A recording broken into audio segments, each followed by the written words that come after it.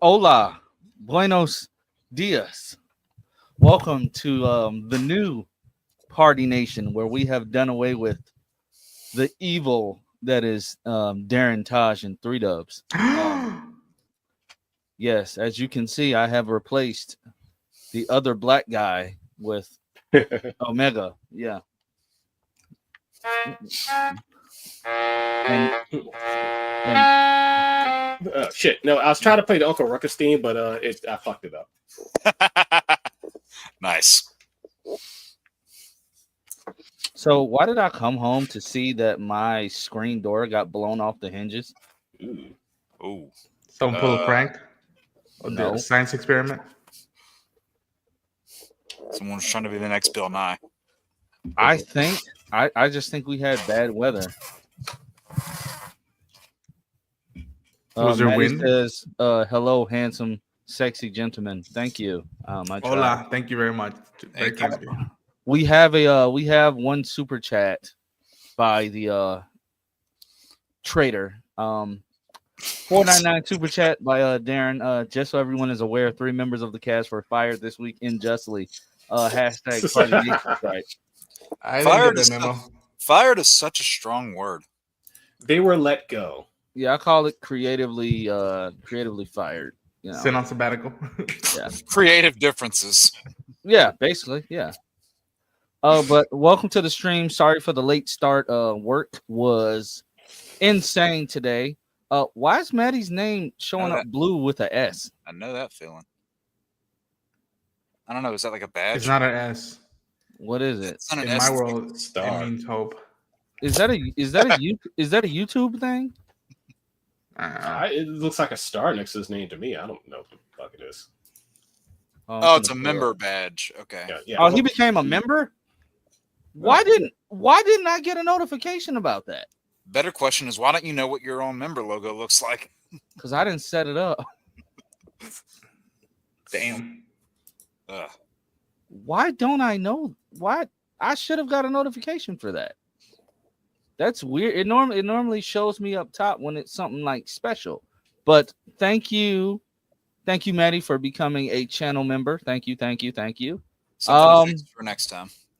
Yeah, because I'm literally just ran in the house and jumped in.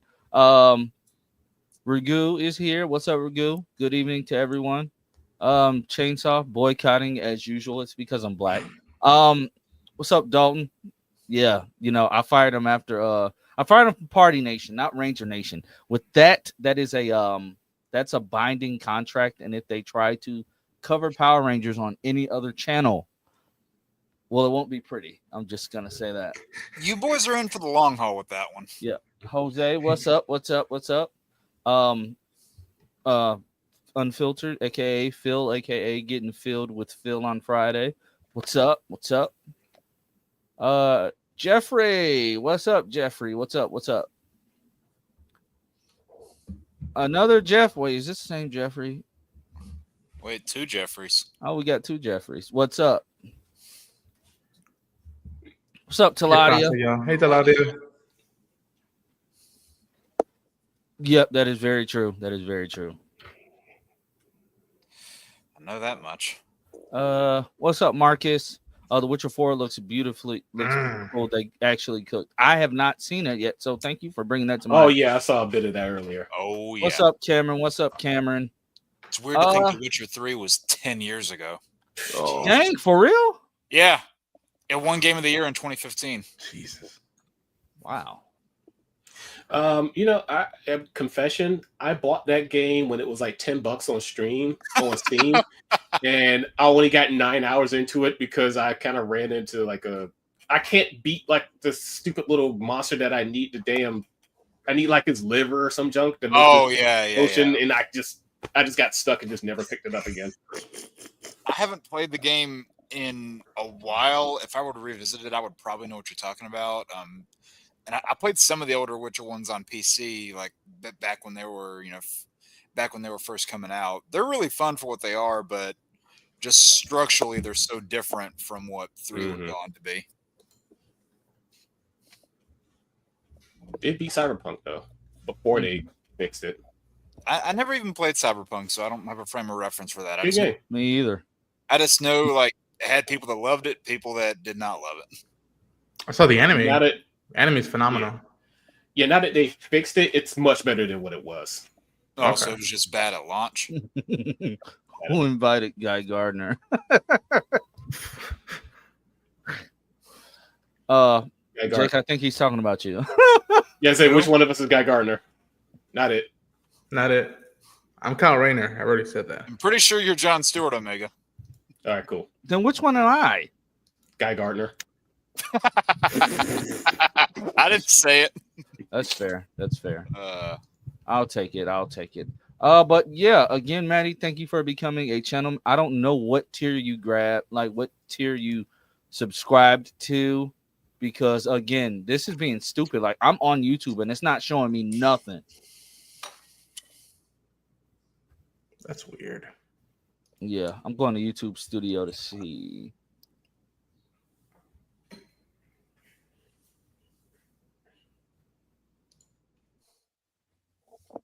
Maddie, Party Nation tier. Join 7 days ago. I didn't even know that. I apologize. I would have shouted you out, bro. I did not even know that.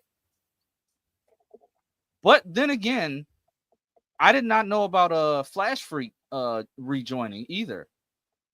I had no clue about that until 3Dub told me. Like my stuff does not alert me at all. Like this is weird. This is really weird. But thank you again. He said the idiot in the blue shirt. So I guess that's you, Jake. But nice hat. At least it's not X-Men. Thanks. Yeah, I mean, I could go get that one if we needed to.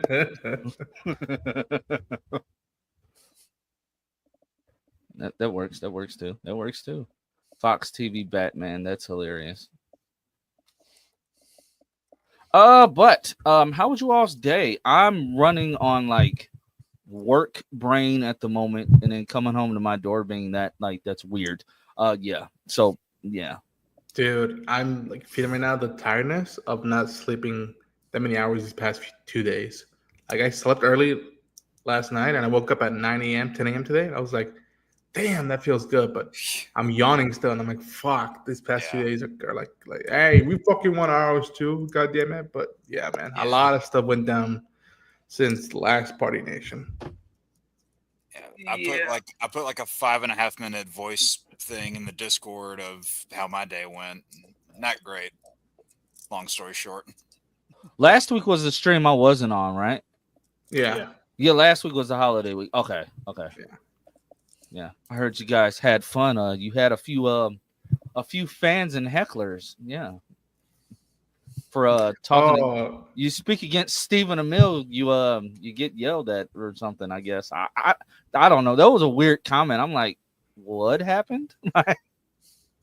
There were acolytes here. I mean, people have shit talked the death out of that guy for a number of years now. Yeah. So I'm like, I didn't see why this stream would have been any different. It wasn't my shift that was hectic since I'm on a truck for my entire job. It was the drive back to the warehouse, and it's traffic. So we got done with our last stop at 2:30. We didn't get back to the warehouse until 4:30. Yeah. And then the drive home is at least a good 30 minutes. So I didn't get in the house until 5:23. Sounds like you were on the road with people who got their license in a cereal box. Yeah, you would think. Yeah, you would think so. I almost witnessed 2 accidents between today and yesterday. So Sounds like you're driving in Virginia. Yeah. These mofos can't drive. Carolinas were just as bad, dude. Believe me, I get it. I'm sure. Yeah. Oh, sweet. Well, Jeff, I will do so. Thank you.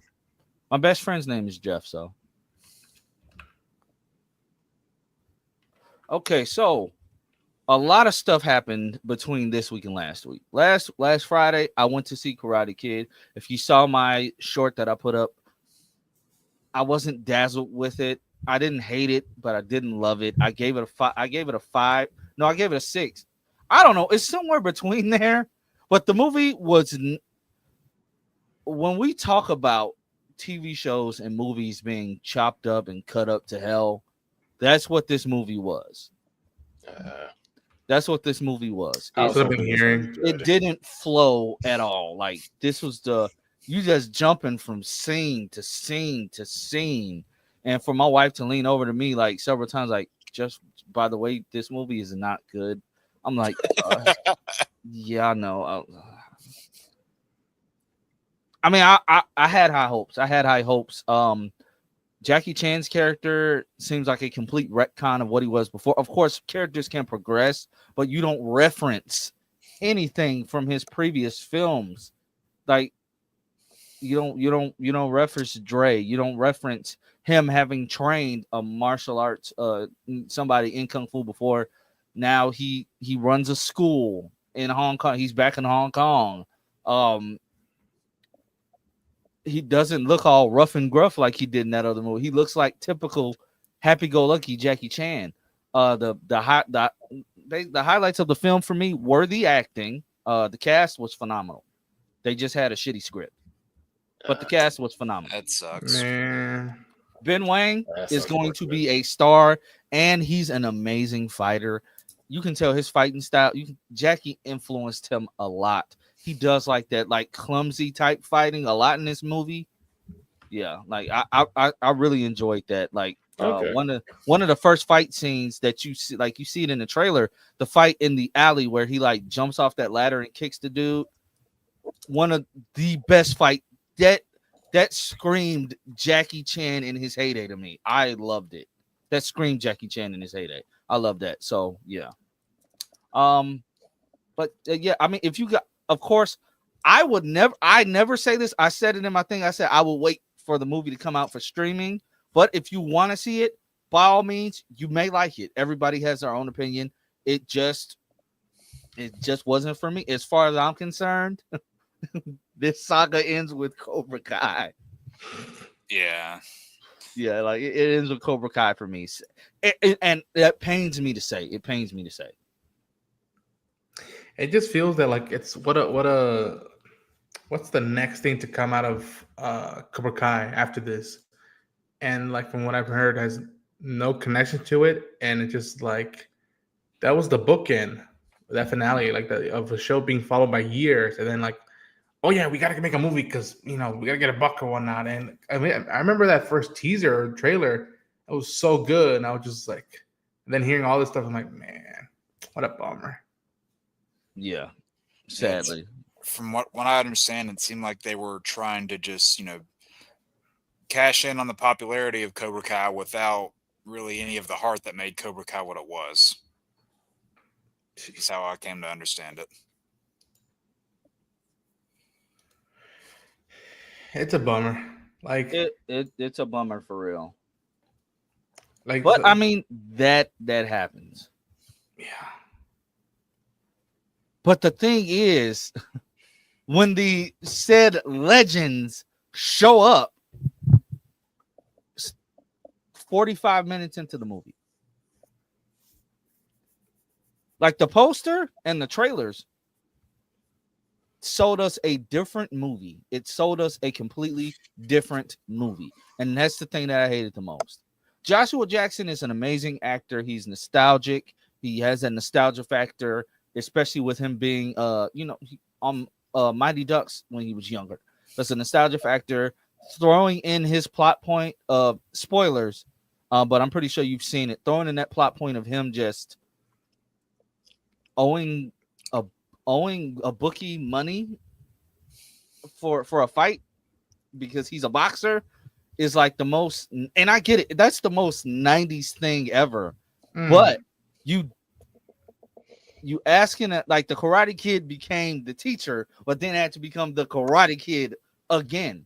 But one thing I will say, I loved that we didn't have to waste time. Like, he had to learn karate, he had to learn Miyagi-Do karate, but he was already good at kung fu, so it didn't take him long to adapt to it. Like I said, the fights were top tier.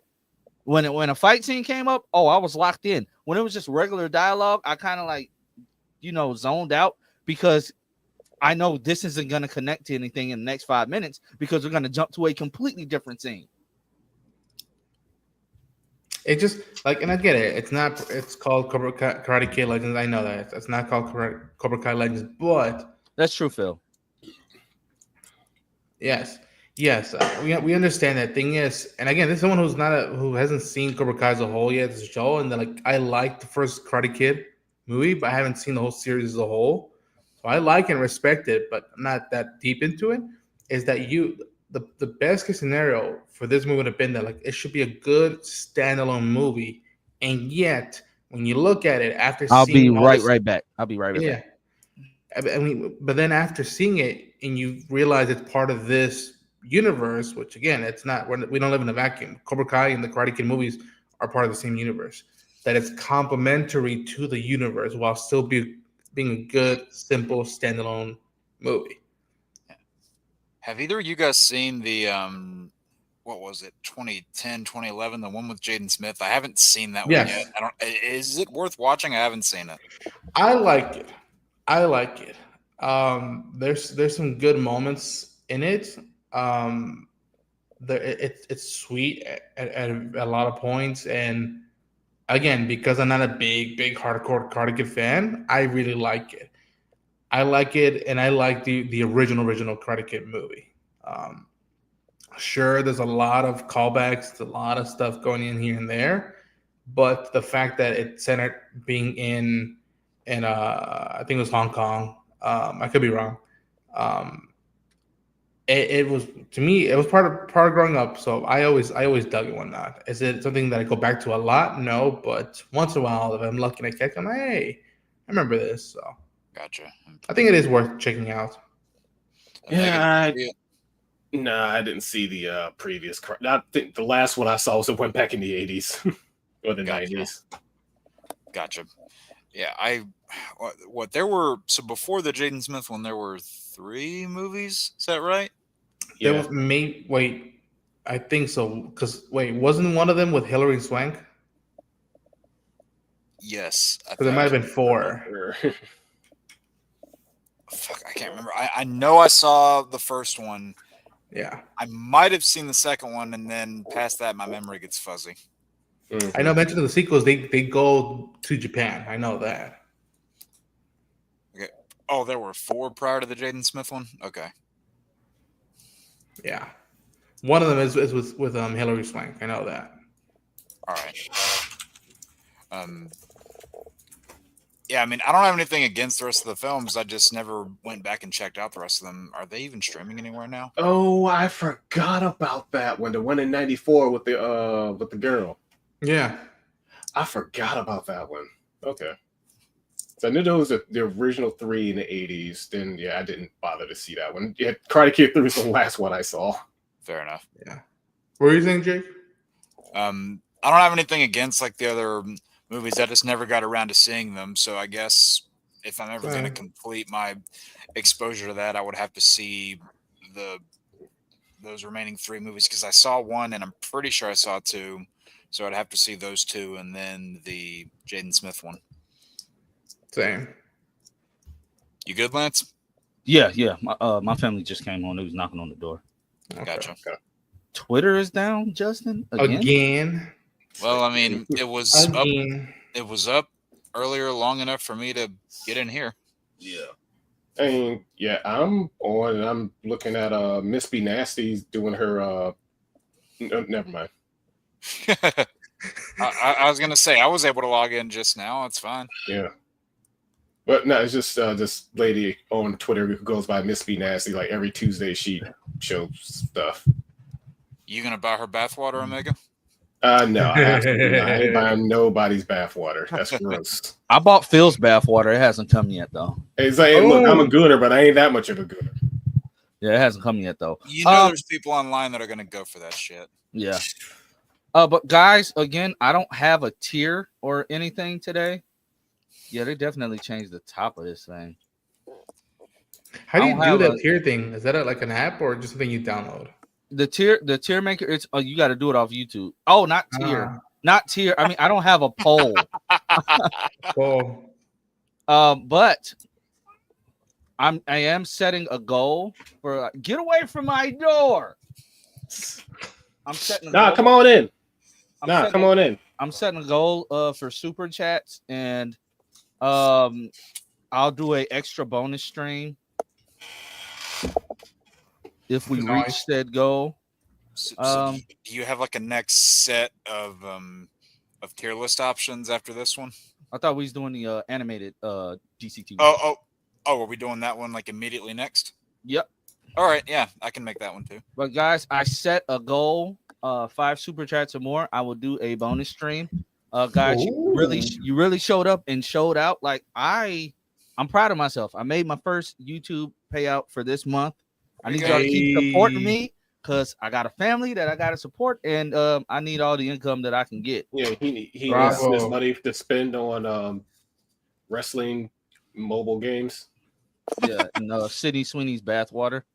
I like the commercial. I thought that was like, that's genius marketing. But I was just like, oh wow, they're gonna make products of this shit. Yeah, like they took that Dr. Squatch commercial and just cranked everything up. And I didn't think about the wording there before I said that. Damn it! I did not think about that before I said it. People are so annoying. I'm trying to find the 'cause it was so much Superman stuff that came out today. Oh, the posters. Yeah, trying to pull those up. If Twitter will work. There were like what 6 posters? Why does it say James Gunn hasn't posted? Oh, hold on. Oh, yep. Twitter is down. You can't go to people's profiles. Wait, what?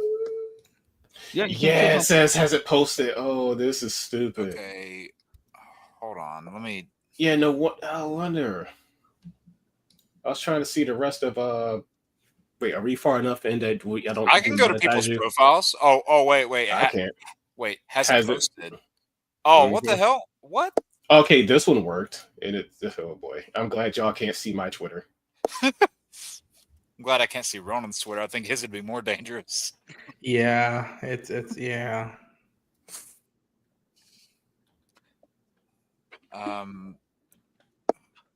Were you able to pull up those posters, Lance? I imagine they're probably Nope. on Threads or something.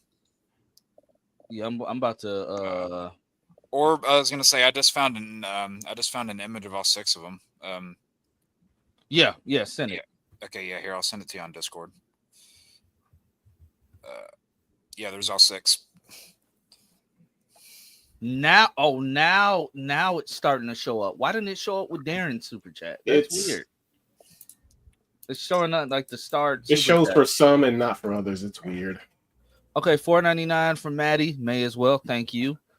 Cody, what's up, man? $5 super chat. So Karate Kid Legends has a budget of not 200 million, but 45 million, which means it's already a success. That works. Yeah, that works. We may get us. He deserves a sequel. Like, honestly, Ben deserves a sequel. So we'll see what happens. Yeah, I might catch it when it's streaming. It's like I might go. I might actually see Sinners again. You can. That's actually out on streaming. So yeah, I might. Oh, already? Watch that later. Yeah. Wow. Well, not. It's out on digital. I won't say streaming, but it's out on digital. Okay. So the Superman posters. I like them. Yeah. I kind of wish that they went differently with the background designs, because you have your normal haters online already. You know, the normal Snyder cultists. But there's nothing normal about those guys. Yeah. But I mean, number 4 must be like the main robot. If he dies, well, I have a problem. He's probably gonna die because I mean, you know how Gunn likes to get people attached to those characters before taking them out in a gut wrenching way. Yeah, but then you have Eddie Gathegi. Like, oh my god, like his Mr. Terrific suit. I'm about to log into my Instagram so I could just pull it up on here. His Mr. Terrific suit without the jacket. Yeah. Like I'm all here for that. Yeah, because you never really saw that on the whenever Mr. Terrific was an Arrow, he like always had the jacket on. Yeah, and I don't think his looked like that underneath anyway. No, I don't Being think so like either. being completely honest, I don't think it did. Yeah, because it was like just a full out black vest with some lining, and you never really got to see a sleeveless look. Yeah, but this one is dope. Like he's like they cook with these suits. Like I can't lie, they cooked with these suits. They cooked. Yeah, and In terms of the posters, I wish they would have hired an artist to hand drawn it. Like, I don't know if y'all, I'm not trying to measure already, but like the one thing I appreciated of, well, maybe we'll talk about it later, the FF marketing is that when Thunderbolts came out, they had released a thing like, collect the trading cards, and they hired an actual artist. Paul Mann is the artist who I'm a big fan of to draw those like collecting trading Yeah. cards. And now I think they also have him as a big poster one. I'm like, get an artist to draw these actors' life. Like, I mean, damn it, DC Comics, you have a full murderer's row of artists you could do, yeah, I pieces agree. of. But I agree. I agree. Yeah. That would have been dope to see. And it's a like you said, it's a missed opportunity. Honestly, it's a missed opportunity. But I will be pulling up. A lot of people have posted like the images from like the book that came out, and a lot of that artwork is kind of cool. all the children's book. Yeah, that has like a description of everything. Like Lex's minions are called Raptors. Like his Yeah. soldiers, they're called the Raptors. Not the Toronto ones. right.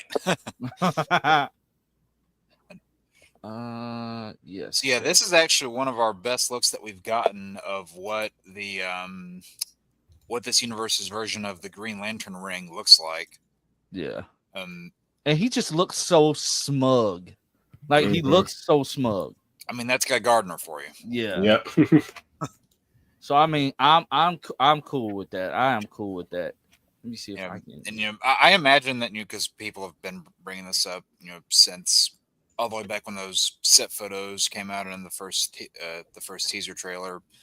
But I imagine people like Hawk Girl and Mr. Terrific to a lesser extent because he already pretty much resembles himself. But I imagine that by the end of the movie, they're going to abandon the Lord Tech decor and resemble more of what we typically see those characters as. Yep. And we did get confirmation, just like I've been speculating for weeks. Justice Gang is not the official title. Yep. That's Yep. just what Guy wants to call them for some odd reason. Yeah, and they've used that team as like another marketing pull whenever they did those little commercials for the toys. Yeah. So that's what he wants to call them. That's not, I guarantee you, Soups is gonna give them the real name. Not the creator soups, please no. No, like Superman. I'm sorry. Right, I know. I was messing. I was like, don't let that guy have any say in. I'm gonna Yeah. zoom in a little bit. Is that good or is that too much? Yeah, that's good. That's good. Okay. What I don't like is him saying our metahumans arrived this summer. That can potentially cause some weirdos to be weird, but yeah. Oh my goodness. I mean, Is that Phil? Is Phil in the likes? Oh. I see, Oh, do is see- that unfiltered? I Oh, do see Taz down there. it's I think it's unfiltered. Oh my goodness, he liked the post. Justice Goons. Justice Goons would be hilarious. Female robot is voiced by Linda Cardellini. Other male robot is voiced by Michael Rooker, and one is voiced by Alan Tudyk. Yeah. Alan Tudyk. Yep, those two are definitely One wait, Willem Dafoe is voicing one? I did not know that. No, Cody, you're absolutely right. You're absolutely right. But her and Jimmy got character descriptions in the children's book, which is why don't she got a poster? No, I think she have a poster. I swear she had a poster.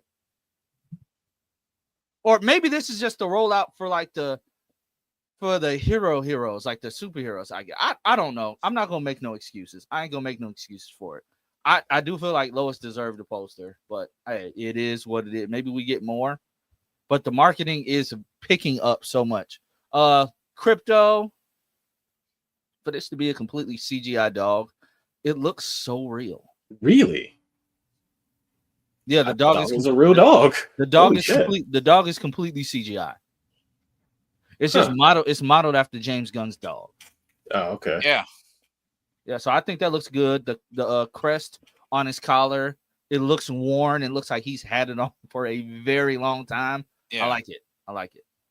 Yeah, it doesn't look fresh. James Gunn really did a good job bringing these robots out the comics, like bringing them to life. Yeah.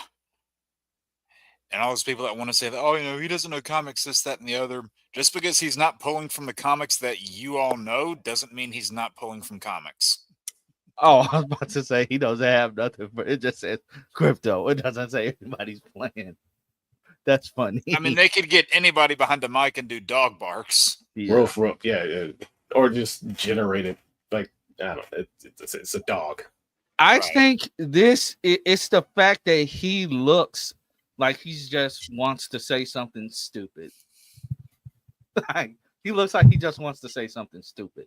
Like, I'm glad that he's the one that, which makes me he has to be the leader of this team. I mean, it would make sense. He's older than them. He's older than Mr. Terrific, and he's older than Hawk Girl. Well, he might not be older than Hawk Girl, but you get what I mean. Hawk Girl, her description doesn't say if she's Thanagarian or not. So I'm not sure. I'm not sure which way they're going with that. I would like it if they did go that route,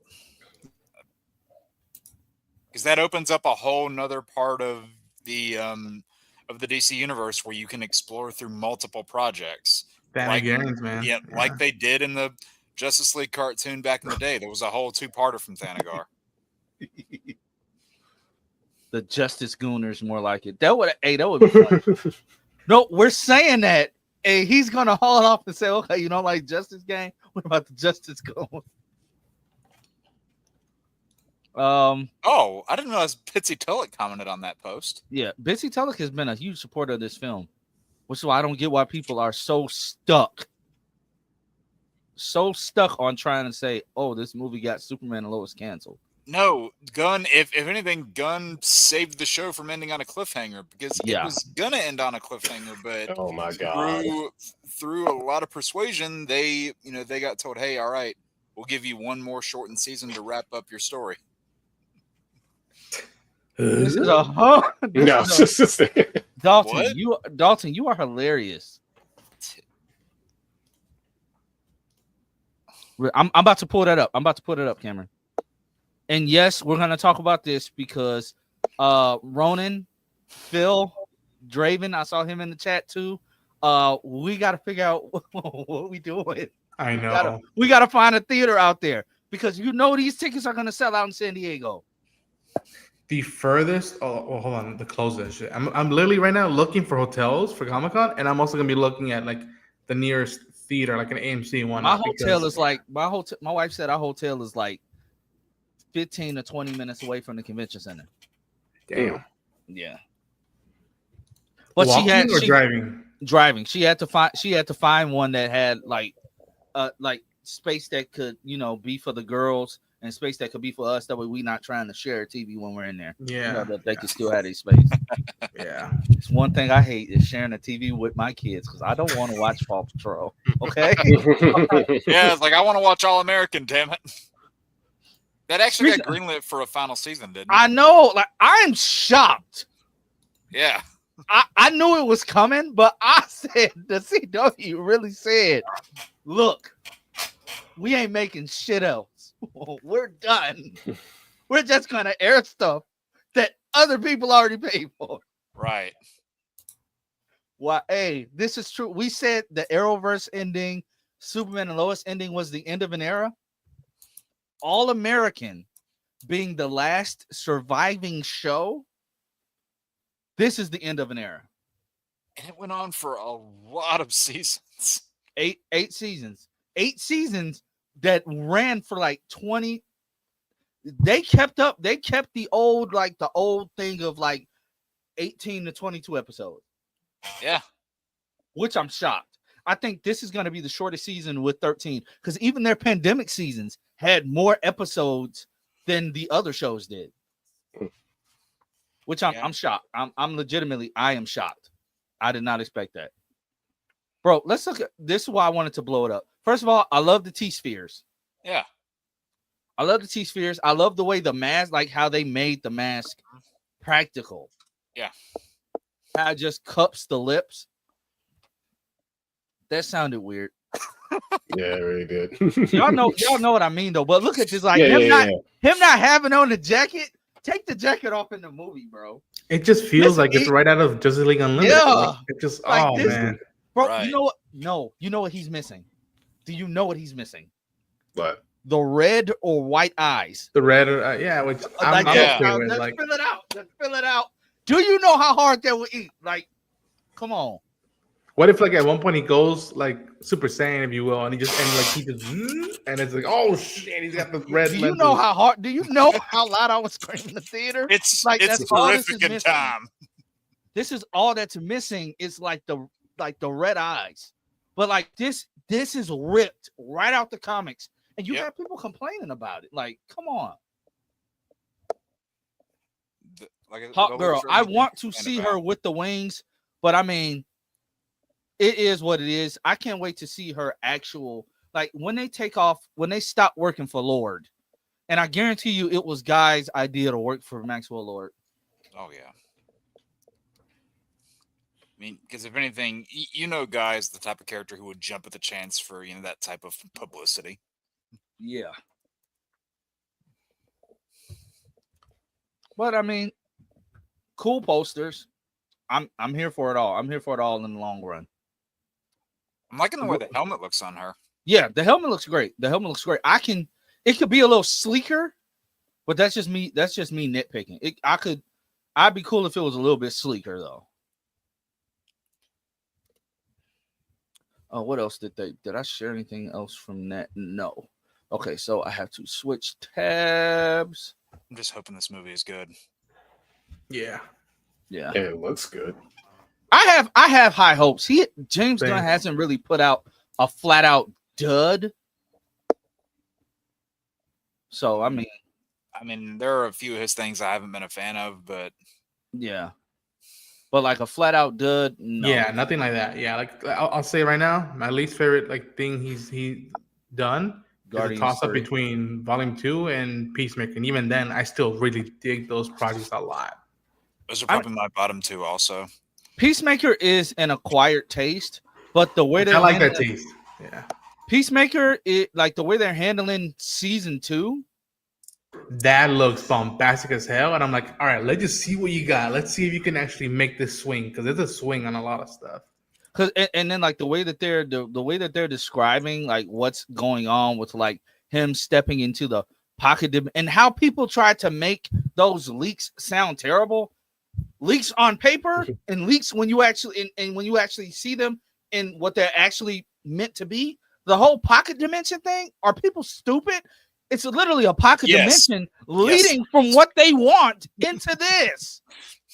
You said, are people stupid? Yes. Yes, they are. Like you have a pocket dimension that's leading into it's leading from the DCEU to the DCU. The minute I saw his dad's like closet thing, where if you will, from season 1, where he had all those gadgets and stuff, I was like, that's the door right there. No pun intended. Like there's so much. If that's possible, you can do so much more than that. Now it makes me think though, are there going to be? I like the Suicide Squad, but then again, I love the Suicide Squad. It's one of the best comic movies ever created. I'm gonna say right there. Now I'm sitting here thinking, are they going to bring in like our other characters from the DCEU going to cross over into that doorway too, and then like, have a coexisting issue? That's where I'm kind of torn with this, and I just wish it would have been a whole. Like that, it would have been a clean slate. It would have been a hard reboot. I want to see Jack Kirby's old Sandman design and just have him appear there for some odd reason. I just want to see that. I wouldn't mind that. And Ronan, I also know how much you want to see Vic Sage pop up at some point. So, bro, don't even get me started on the question. The minute I heard those like inklings, like Easter eggs in Creature Commandos, I was just like, "Yep, Opal City." I was like, please do that. You could do that as a limited series, and you can still have him pop up in the DC universe and just being like, hey, he's the guy we gotta call. He's fucking Well, life found a way. Adios, cowboy. Okay. Wait, what? And the world kept spinning. Weakest film in the DCEU? Really? The Well, Suicide Squad? the first Suicide Squad also exists. I don't know about Phil. Yeah.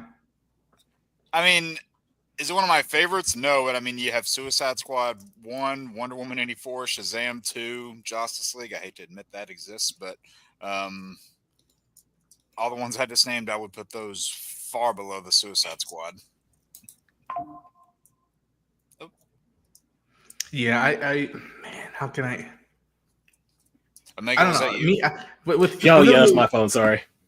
With Phil, I already told him like, hey man, the Suicide Squad is saying stuff, if you will. It's using the squad to talk about big themes and topics that are relevant, even if it's bombastic in that way.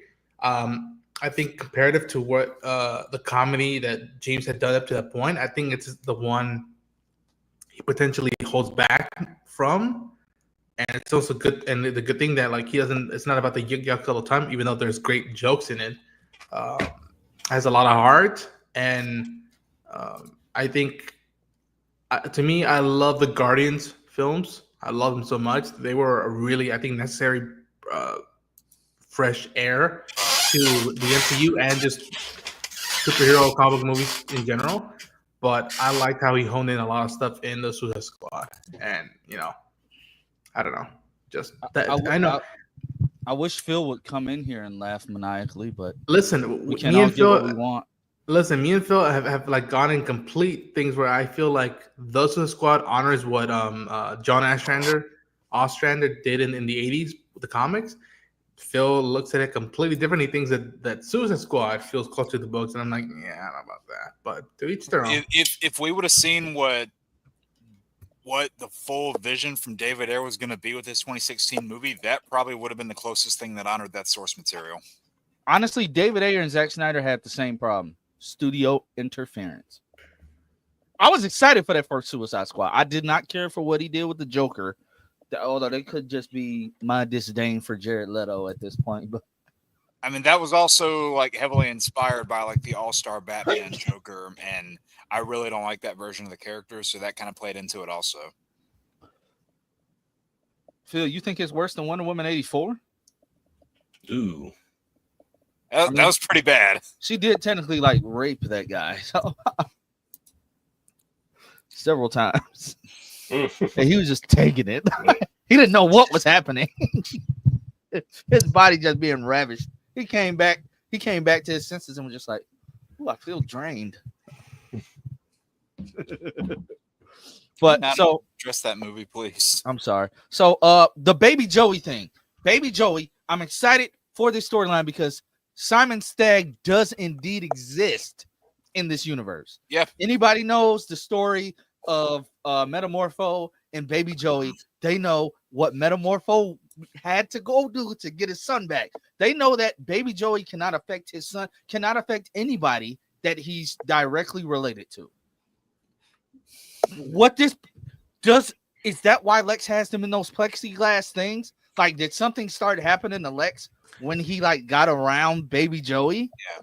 And that's why he has him in there. But when he breaks out, we're gonna start seeing some freaky stuff happen. Like this, my mind is going everywhere.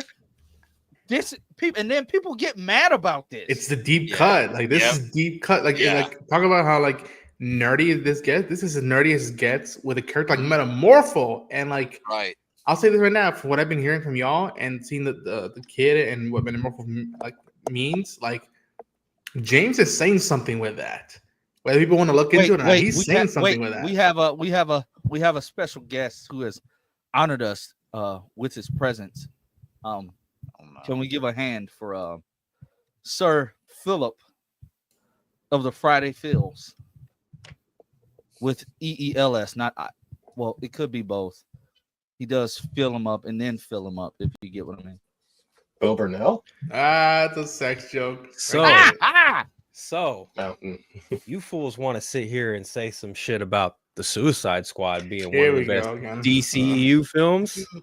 You I all didn't really say want to go that. down? Shut your fucking mouth, Guy Gardner. You all really want to go down this fucking rabbit hole? We've done this. Really want to go discussion down this again. fucking rabbit hole? We've done You it. really like, want to go down this fucking rabbit hole? Lance, Oh, if, boy, if here we I'm go. not I will mistaken, we've pull done this out- on the live I stream, will right? pull out my whole Yeah. motherfucking volumes, all of them. Listen. Of Joel Ostrander Suicide Squad. I will pull all 6 fucking volumes out. Yeah, that's right, bitch. Walk the fuck away. Stream quality Walk just went the down. fuck away. Shut your bitch ass up. I'm good. You don't know how to shut I'm up. so anymore. lost. Oh, I love Phil. Phil Nah, knows guys. Phil. I mean, when I say weakest in the DCU, that's just my opinion. It ain't nothing but a G thing. I mean, there are objectively worse made movies. I'll agree to that. And Justin Shields, you're fucking dead wrong. Batman v Superman's Empire Strikes Back comic book films. Ron, I'm so glad you have that. That is so, man, that warms my heart, truly. I love Justin, Batman v Superman is not a bad movie whatsoever. The one released didn't in like it. theaters is a bad movie. The Ultimate Edition makes a lot of sense. I love that Ronan has that poster because I know how much of a huge James Gunn fan he is. I don't mean that in a shitty way. It's the honest truth. Now, I wish I used to get the posters all the time. It's like with this Superman film starting up the new DCU, like I'm planning on getting a lot of the the merch for it, like posters. I'm getting the giant stand-up David Corn sweat, and I'm gonna just stick them in front of my drum set, like so I could just stare at it all day. I'm getting a standee, like That's $50 kinda weird, well but spent. hey, you do you, boo. That's I kinda would have. weird. I Okay. mean, it was either put them up in front of my drum set or put them in my room next to me, and my wife said no. So You're talking to the guy who rubs his Grant Gustin Flash poster frequently. What so is- this what is this that, is Roman? nothing. This is What nothing is that? strange. you got the record. What is Vinyl. that? You got the vinyl. That's the vinyl? Okay. Oh, dope. I was trying to get the CD, but they didn't put it on CD, which is a Okay. different shame. Well, so the vinyl's better in my opinion. Jordan, I didn't agree with killing him off, but I get what he was going for. Listen, I did not agree with, but at the same, listen. This argument is dead. It's dumb. It's stupid. Want to know why? Because there is no right or wrong way to start a cinematic universe. I don't give a fuck who you are. I don't give a fuck what fandom you're a part of. Again, there is no right or wrong way to start a cinematic universe. And the hindsight, the hate for Batman versus Superman is all predicated on, well, they didn't do it like Marvel Studios. Ah! Fucking whiny little bitches. Anyway. but I think that came from the fact that they said they wanted to follow Marvel Studios. So you set out that Problem. I mean, you it's set a out fucking they studio set out problem. that precedent and then didn't deliver on it. Yeah, I think they- that's everyone's issue. Yeah, they saw that big universe franchise makes money. They wanted to cash in on that. That's not what Snyder wanted to do. Wanted to tell his own contained story, and they were like, "Hey, this thing makes money. Let's push and push and push." Fucked and up do thing this." is they could You have had a saw what whole happened. Justice League film if they just let George Miller make a fucking movie in between Dark Knight and Dark Knight Rises. But Yeah, we would have got the digress. Justice League film before the Avengers. like I said, there ain't no right or wrong way to start a fucking universe of comic book characters. There isn't. There just isn't. So this whole like killing Superman in the second film of the franchise was a fucking mistake. Shut the fuck up. Get the fuck out of here with that bullshit. Fucking nonsense. Absolute fucking nonsense. I've been hearing that shit for the last fucking decade and I'm fucking tired of it. But do you know what I was talking about with the whole Baby Joey storyline? Yes, this is Rex Mason's son, if I'm not mistaken. Look, you all Yes. pulled me out of retirement. I was taking a fucking break, but I couldn't stay quiet. Once the Suicide Squad got brought up, you were pulled back in. How do you feel about Lex's shoulders? Soldiers. Tongue tied. I mean, I think I told you in private, like, you know, I'm not surprised Guy Gardner's the one that coined the name Justice Gang. yeah, like You know. we said this a while ago. Like he Yeah. had to be the one to come up with that, and they're not gonna like it. And at the end of the movie, it's gonna change. To find out that this isn't even their official name, and he had and the scoopers that hate this film had everybody up in an uproar thinking this was official. Well, scoopers are dumb, so there's that. As far as Joey goes, I've read a handful of stuff with Metamorpho in it. I know that him and what is his wife's name? It's something Stag. Not Sapphire Stag. What is it? What is it? No, not Scarlet Stag. It's fucking damn it. Stephanie? Hold on. No, I think she's in the Sapphire movie. Stag. Is it Sapphire Stag? Yes. It is Sapphire Stag. Yeah. So, I know that like they're a thing because they were a thing in the Justice League TV show. Yep. Like there were a couple there, but I mean, okay, Metamorpho has a kid. I mean, honestly, I want Superman and Lois Lane to bump uglies and have fucking baby John by the end of the movie, but I doubt I'll get what I want. But I think we're gonna end up getting John in this universe later I do on too. down the line. Eventually, yeah. Because if you want to do Super Sons and you're going to introduce Damian, you may as well, right? Yeah. Perfect opportunity. And when you're bringing in John, that's when you do a movie called Superman Legacy, not starting off. Whatever, Tosh. You've been replaced by Omega. Damn, Well, that's cruel. Yeah. Yeah, no, I haven't really been saying much like at all. It's just I'm kind of like, yeah, it seems cool. I just don't know really. I just don't care about DC that much. Wait a minute. Nothing against. Is this like harassment? Crypto likes to chase the abominable snowman. No. Like they met like I think it was David Cornsweet and James Gunn mentioned like Crypto has a habit of chasing polar bears and shit in the Arctic. I don't know why. Now on when I hear of polar bears and Superman, I just think of that fucking Kevin Smith and fucking what was that producer John Peters. John Peters fucking story. It's just like polar bears are the fiercest creature in the animal kingdom and shit. And it's just like, God damn it, those fucking polar bears. Yeah. And then people were complaining about this. It's a fantasy world. Having the abominable snowman just roaming through the Arctic is actually something that would happen in DC. We got Frankenstein and the Bride in the DCU. Like Solomon Grundy. Yeah. I'd like to see that. Yeah. But I can't wait to. I guarantee it's gonna be like a small comedic bit with Guy telling Superman like, yeah, our name's the Justice Gang, and Kendra and Michael are gonna be like, no, it's not. It's not copyrighted. Like, Yeah. But then, like at the end of the movie, like I hope they don't do the whole Finn Forstick thing. It's super. Or no, we should do this looks like a league. We should be called a league. I hope they don't do How that. about we make a league of our own?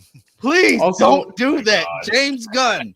I'm begging you. If you've done that, do some ADR and write that out, please. Even a look, just a simple look of just like her, maybe Lois telling him, you don't have to do all this alone. You know that. You don't have to do this alone all the time.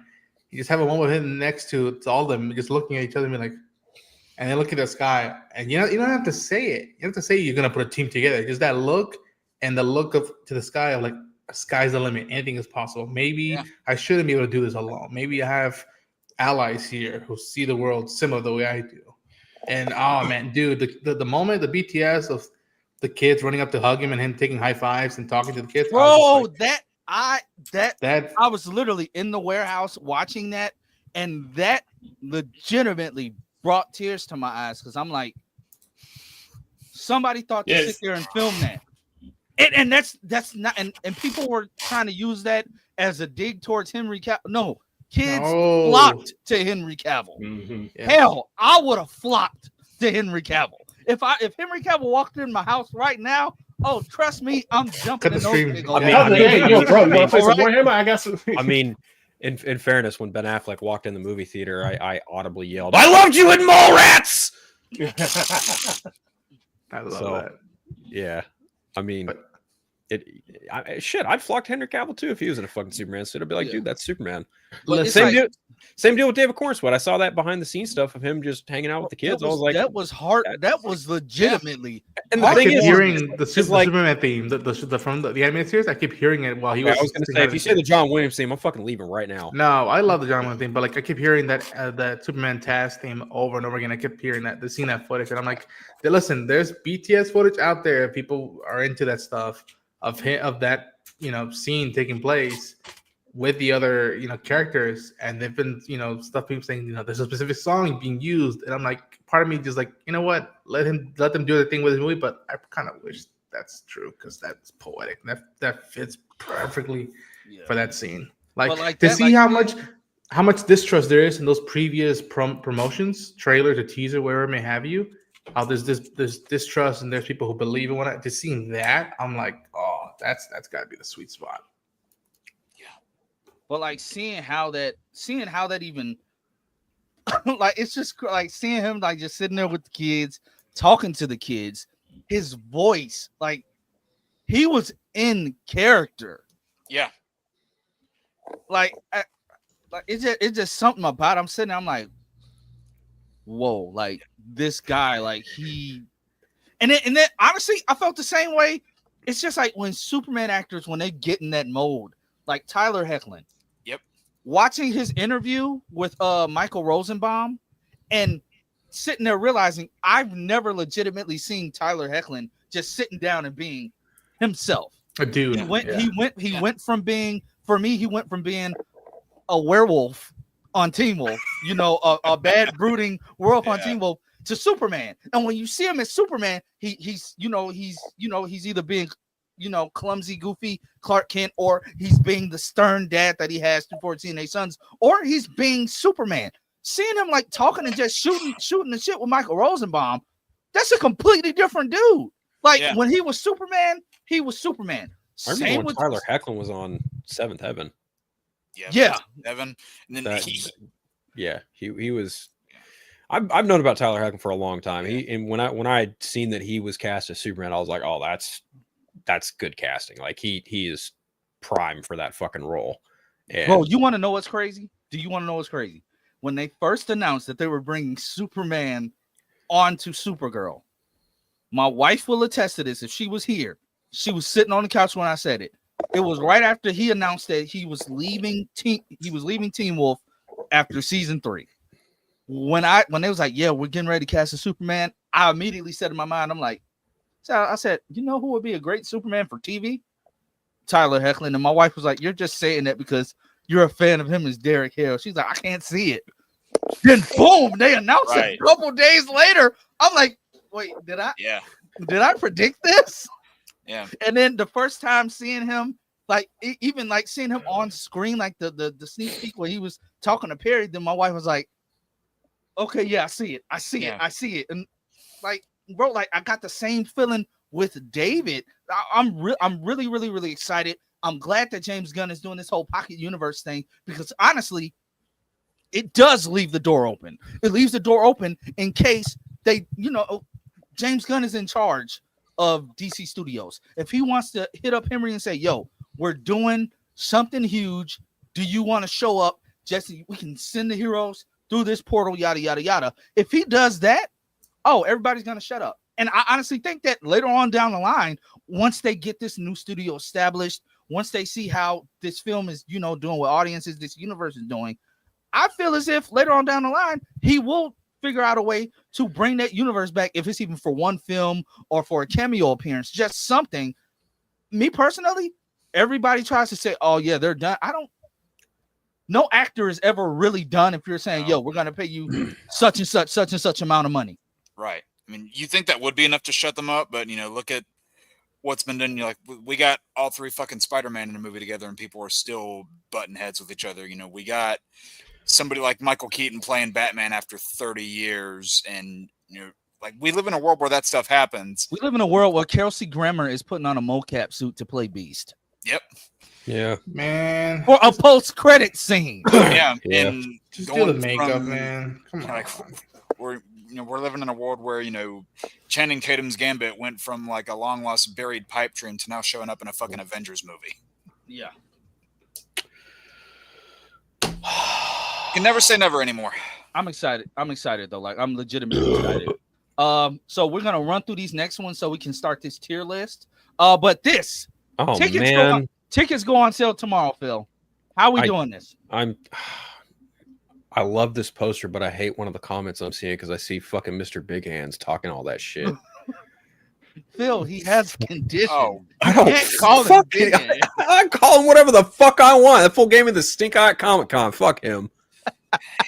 Fucking clown ass. Fuck that Mr. motherfucker. Mr. Big Hands is diabolical. I'm sorry. What's he gonna do? Fucking make a video about me? Fuck him. Fucking punk piece of big shit. hands probably compensate for something. You know what? Okay, I'm gonna stop that now. Good But idea. I love this part. It's And lost. Ben just looks so like, I know he's a rock, but he just looks He looks so, stoned. He looks so like he looks like a teddy bear. like you just want to go hug him. He's like, yeah, man. These edibles ain't. I said these edibles ain't shit 30 minutes Homie ago, looks man. But stoned. He does. Did you though, guys like, catch the Stanley reference? Where? where?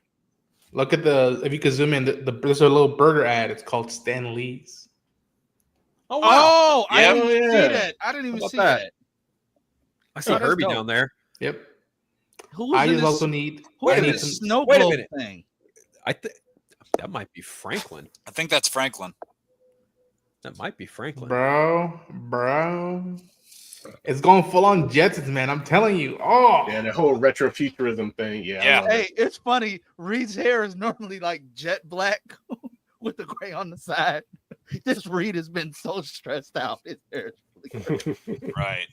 Man, I just can't wait for them to hit into the MCU. It's gonna be fucking great. I mean, they're coming into the MCU regardless. Yeah. but, Right. yeah. This is actually making me give a shit about the Fantastic Four. dude, I- I've given a shit about the Fantastic Four for years. I Right? just Yeah, I mean, wanted it them to just get it wasn't right. my thing. But yeah. Right. Yeah. I just wanted them to get it right, honestly. And to me, yeah, it's been right. for me. All I've been holding down is just do something near as close as The Incredibles. That's it. That's all you got to do. You don't have to Yeah, go that really, that's all you beyond have and to do. Yeah. Yeah. like seeing this image and Fucking seeing the aesthetic and hearing the theme again from Giacchino. I'm like, hey, I can't wait to hear the fucking score for it because I heard a little bit of the Galactus score at Comic-Con, and so I'm very interested to see how that's gonna pan out. And yeah, man, just looking, fucking. Somebody said it early on. Pedro, dude, this dude is having the summer, man. This Yeah. Materialist. What's the other one? Last of Us. Last of Us just concluded, but then he's also having. Fuck, there's another one that he was doing. God damn it, what was the other one? Mandalorian. No, that's next year. That's next That's year. next year. Fuck, what was the other one? Eddington, the Ari Aster movie coming out, Yeah, and then he had just done one called I think Freaky Tales or something like that, like early on in the year. Just like this dude's just gonna be rocking it this year with just stuff, and I'm happy for him, man. Like look at that shit, man. Like I can't wait to hear the theme for when they all start fighting together as a team and seeing how that what that sounds like, and just man. I hope somebody said it, like I hope we don't this isn't the last we see of the aesthetic of the FF. Like hopefully if they go into the MCU that they you know what, let's polish this a little bit. Let's make it more grand, and Reed can help with designs and stuff, if you will, and just man. Well, that's the thing I've said about this movie multiple times is, leaving aside the fact that it's a comic property, just, looking at the aesthetics, the feel of it, the tone. You don't often get movies made in that sort of style anymore. Again, leaving aside the fact that it's attached to a popular IP like that. So that in and of itself is kind of a breath of fresh air. So I would like to see that continued in some way. Yeah, I've been going back and like because I have some of the trades from some of the early Kirby Stan Lee. issues. Yeah. And I'm just looking at like splash pages of like this big invention that Reed has, and then just all look at me like, what does this do? And then I remember somebody reposted the first page of when Reed discovers a negative zone for the first time. I'm like, imagine if we could see that for the first time. He just stumbles in and be like, what the hell is this? And it's like the negative zone now. It's like, fuck. Yeah. Oh man. Some of this kind of makes me angry because why couldn't this be X-Men? Why couldn't X-Men get this type of treatment? Bro, why Because did I just said that? Who says it won't? Okay, so I've seen rumors. I don't know how factually correct this could be, but it could be because of contracts. Yeah. Yeah. It could be a contractual thing because the last Fantastic Four movie happened a decade ago. Fuck. And you had yeah, right, exactly. Yep. Yeah, bro. those rights and everything had to obviously go back to Marvel once the acquisition happened. And then Mhm. I think the more I think about it, and even just like look at what the last X-Men movie was by definition, it was Deadpool and Wolverine, and look who played the characters, you know? Yeah. So I think it's more of a contractual thing than anything, because why else would Patrick Stewart and Ian McKellen, all of them, come back for something like Avengers Doomsday? Yeah. Yeah. I think I think forgot even- about that. Yeah. Yeah. Even seeing this, I know what you're saying, Omega, but like I feel like there was a quote Kevin I Feige think- recently said about I think- Galactus. I think you had to get them right before you move on to the X-Men. Yeah. Yeah. You And I gotta, don't you gotta, think I don't think they would have let those OGs go if they didn't have the X-Men in their back pocket. if you're gonna bookend it with Secret Wars with the multiverse, then you need it like one more time and be like, this is it. After this, we have to continue onwards and like Right. start from Mhm. scratch. And like Yeah. Kevin said something about a Galactus. I'm like, maybe in the past we were afraid to embrace the goofiness and designs and whatnot, but like right now, we're doubling down. Like, you know what? Yes, this one Galactus is gonna be a tall fucking dude with a helmet on him. Yeah. And we're gonna embrace that to the nth degree. And it's like, all right, Yeah, it was the don't whole thing. surprise- Like, yeah, they wanted like a comic movie, but they didn't want to go two comic books. People aren't going to want two comics. Like, why the fuck am I going to a comic movie then?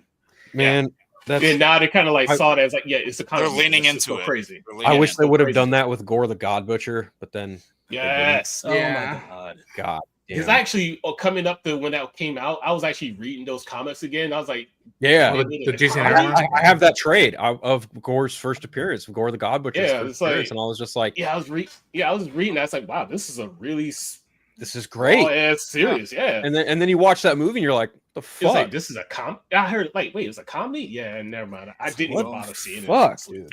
Every There's question a- about that movie can be answered by the director. There's a well. Oh, Speaking of director, like there's this quote going around. People took of Matt Shackman talking about the FF and what they mean to him, Good. and he broke it down so beautifully. And just hearing that talk, I'm like, this dude gets it. Whether You the can film tell he is cares good or about not, the who movie. knows? But like this fool knows. Like the fact that he quoted Jonathan Hickman's run and be like, the Council of Reeds and all this stuff. Be like, this is what he remember. I love what he said. He said they're a family first. Then they're scientists explorers second, and then on occasion when it's really really necessary, they're superheroes. And I'm like, he gets it. Like he fucking gets it. And I'm like, just please. Yeah. You can tell you've got people that care about the source material there. And I wouldn't be surprised if mañana when the tickets go on sale, we maybe get one more, the final trailer, like the month before I hope Yeah. not. stuff. Yeah. Like, I hope I don't want to need- see I much don't need more, Another trailer. but I don't need know, one. I know. I don't need one. I think we're gonna get a teaser though when tickets go on sale tomorrow. Honestly, There's well, recently they were at CCXP in Mexico and they did show a scene to the audience there, and so there's it's ramping up. With what, CSP was in Brazil.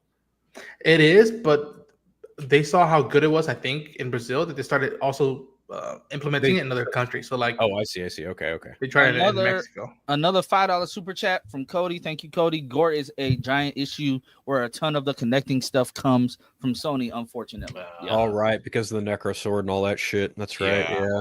Yeah. Also, we are Oh, one yeah. super chat away. We're one super chat away from the bonus stream. There So, you yeah. go. So yeah, one super chat away because I have to include Darren's, who let everybody know that I fired them unjustly. So Okay, so I just did the math. I just did math. The closest AMC It's like 20 near minutes away. is 20 minutes away, which is I think Yeah. the one I went to go see Deadpool Wolverine. When I saw Deadpool and Wolverine at, I know Yeah. exactly what theater you're talking about. Because So, it's in that like business mall. mall stairs and shit, right? Parking. Yeah, Yes. I know exactly which one you're talking about. Yeah, that is the closest theater to this convention center. Yes. So wait, how are we gonna do mall, this? what kind of mall? Which mall was it? It's not really like a mall. It's more like a shopping center, Like an outlet, if you will. like an outside outlet shopping Because center. when we stayed in National City, it was a mall by us that had an AMC in it. And we originally had tickets to see Deadpool and Wolverine there, but we ended up getting into the screening. Do we Mission think there's going Valley. to be a screening? That's the No. place called Mission Valley Shopping Mall. You don't think they're going to do a screening? They might lose money that way. It would make an impact if they did have a screening. That's all I'll say for them. If they don't want to, tell us what's in the works and whatnot, fine. But have a presence there and like, Well, they are going to have a big, giant, Fantastic Four centric presence there. Yeah, they You know, said in they're terms gonna of have. They said booth, they're gonna have a yes. presence. Yeah. Yeah. So Yeah. last year the booth was Deadpool and Wolverine and Captain America: Brave New World centered mostly. It was mostly Deadpool and Wolverine, but like Marvel had like a really big fucking centerpiece right there in the dead center of the convention floor, and they had a stage there for Q&As. They had people playing Marvel Rivals in back booths, and then they had costumes on each side of their booth. One side had Captain America costumes, the other side had Deadpool and Wolverine costumes. And I think from what I heard this year, it's supposed to be very Fantastic Four centric, which excites the fucking shit out of me. Yeah. Because like I love the Fantastic Four on just like a personal level. I love that family dynamic. I love all four of these characters for various different reasons, and I think they've had 2 good movies because only 2 exist. You know, Well, yeah. And I'm Maybe wondering, there's that third one, but like this, what's up, Taladia? what's Hey, Deladia. I just really want I swear to God, I think they're gonna get it right. I have faith they're gonna get it right. Same. And this just feels all too good to fail. Like if this fails, I will genuinely be sad. And Yeah. I'm hoping it won't. But given the way that comic book films have gone lately, I think people are going to go see 2 superhero films this year, and they happen to be 2 weeks apart from each other. It's going to be Superman and Yeah. Fantastic Four. Yeah, and it pisses me off how people are in their minds thinking that these 2 films have to compete. It's like, why can you not just go see both and enjoy both? It doesn't matter if you like. The problem is, Jake, is unfortunately they are going to compete. Like just from a purely business box office perspective, they are by definition going to compete, and people are fucking stupid, and they are going to weaponize the fuck out of the box office for both of them, and it's going to suck for people like us who just want them to coexist. Yeah. So how are we gonna do it, guys? It's going to be tough because I'm still waiting to hear whether or not I'll confirmation. Yeah. So Should we get then like at least like for those who are committed to going, we just get seats and then we split a seat in the middle of all of us in case Phil gets to come? I feel like we should do that. Well, Lance, are you watching with the boys, or are you also bringing the family? I gotta bring the family. The girls seen the trailer and they're Right. like they're talking about some daddy. I know we're in Superman, but are we gonna see Fantastic Four? Because what do we gotta? They literally legitimately asked me. My oldest said, "What is the Fantastic Four? Like, what do we have to watch?" Oh, It looks cool. Yeah. So like I have this month, next month, I'm turning on. I'm letting them watch the World's Greatest Heroes. I'm gonna let them watch the first 2 movies. I'm not gonna let them watch Fan Four Stick. I'm not gonna tarnish. What's Fan Four Stick? well, not that movie's just not kid friendly. I mean, let's be honest. No, It's no. not very kid friendly. But What other Fantastic Four honestly, things should I let them see though? between all of us, we could probably fit a whole row of people in an entire. Yeah, I was gonna say what we should do is probably Lance takes care of his family, like tickets, and then we should leave a space between us, and then me, Mike, Busy, and I forget who else is coming with us to get our tickets, and then we just leave a space for Phil in case you can make it. Yeah. And I'll pay whoever pays for my ticket, obviously. Just let me know what theater y'all pick, and I'll pick that one because my wife knows we're going to see it regardless. We go see it with the boys. Cool. It works for me too. So absolutely. Yeah. Do y'all see this comment? I love Sammy J Reacts. Shout out to Sammy J Reacts. Not gonna lie, here's the thing. Life's been grim lately, but this gave me pure joy. I was reading that earlier. Yeah, Sammy's cool. Sammy is hilarious.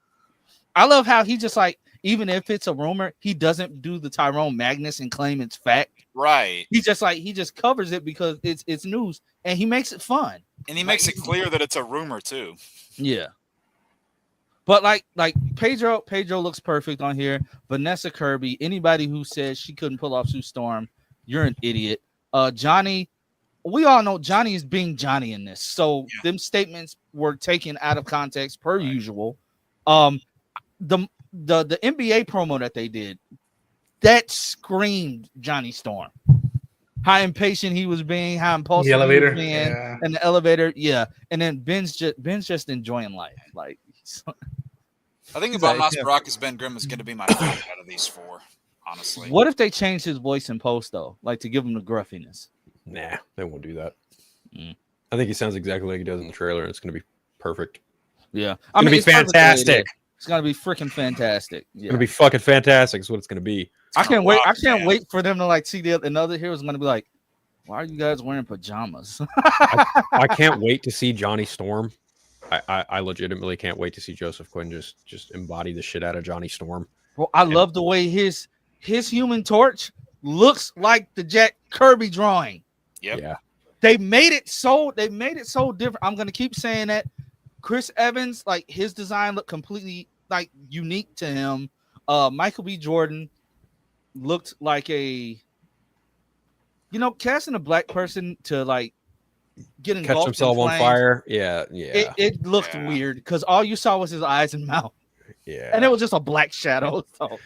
And I like how in the shot you see of Johnny where he's flying around in the trailers here, you can actually still see the costume underneath all the fire. You can see the costumes and you see the lines. You see like it looks like grill lines. I love that. I love that. Just ripped out of a comic book. Mm-hmm. And they have zippers in case Reed has to go pee. Yep.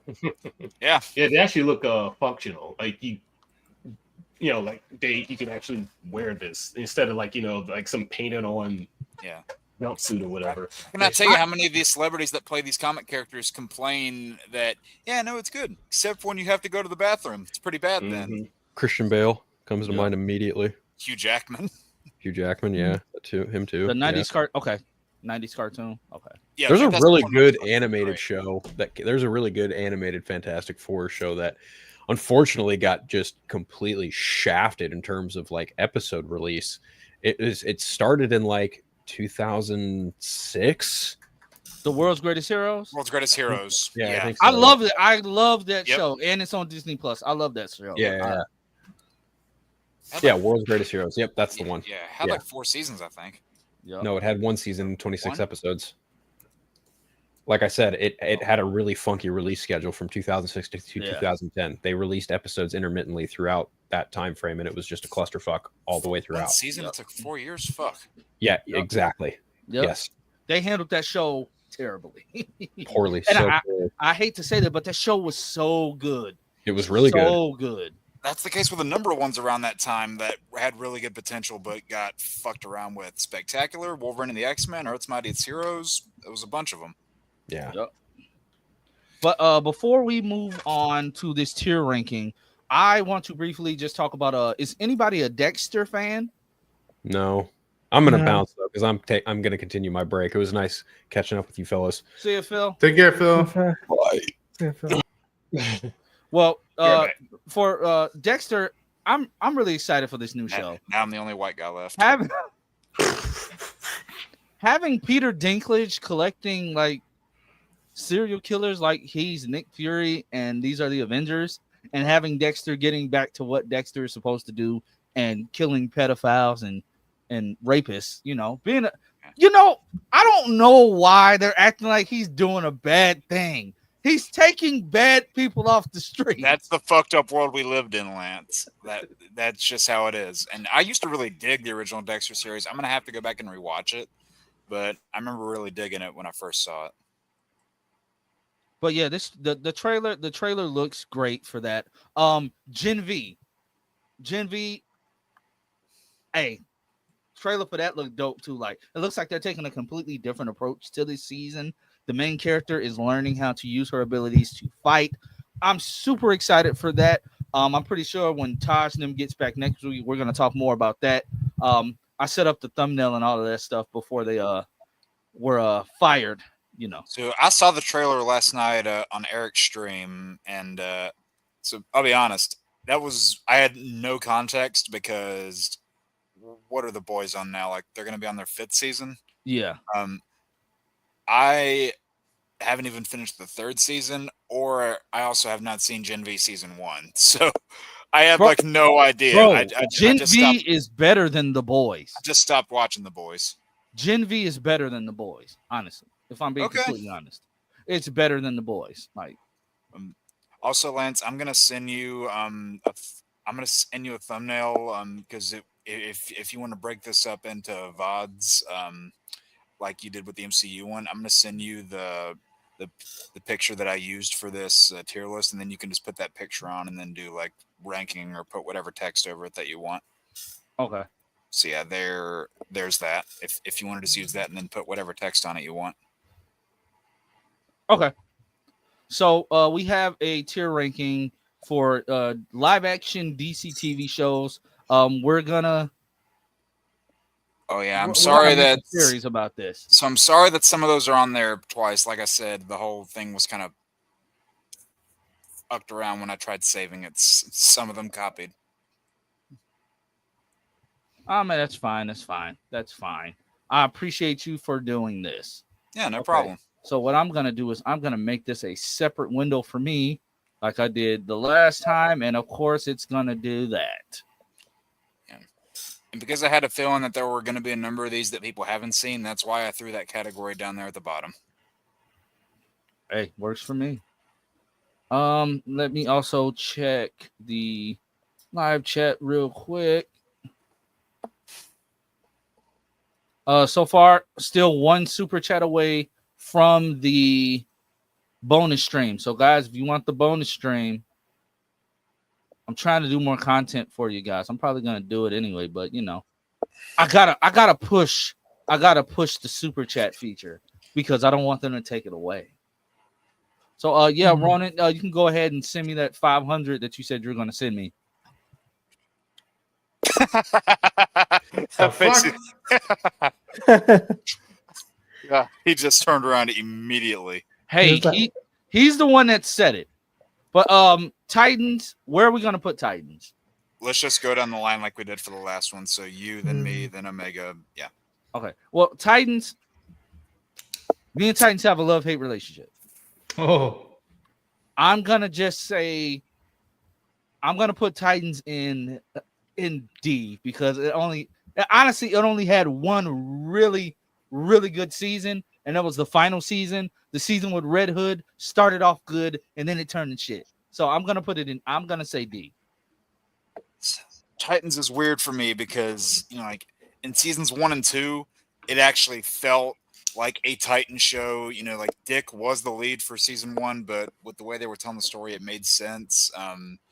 And then they ended season 2 by doing some of the dumbest shit ever with that Donna Troy death, which thankfully got undone. Oh yeah. Yeah. But then season 3, especially in season 3, it really, I think, got too Bat adjacent and was focusing on too much Bat family characters to the point where, like, the characters that they had in that season were the actual Gotham Knights that a later show on this list could have used, but different story. And season 4, like, they introduced some things that it doesn't make sense why they brought up because of the whole Blackfire Starfire thing. They didn't really serve a purpose because they were ending the series anyway, so I didn't see what the point is in introducing that. And I thought the series ended okay, but there were so many things I hated about that show. The one thing I did not hate about that show, though, I thought they absolutely nailed Deathstroke. So I will give them that. They had an amazing Deathstroke. I will give them that, but because of all the other bad stuff, like Slade was the one thing that kept that show out of the F for me. So I'm going to put it in a D also. Omega? I don't think Omega saw it. well, Omega, did you see any of Titans or no? Okay, I'm back. Sorry. Did I do one now? Did you see any of Titans? No. No? Okay. Yeah, 'cause a lot of the DC shows I really have not watched like at all. Okay. But the ones I do watch, I'll definitely chime in. Okay. I saw only a season of it, and I think that might have been season 3 when Red Hood shows up, right?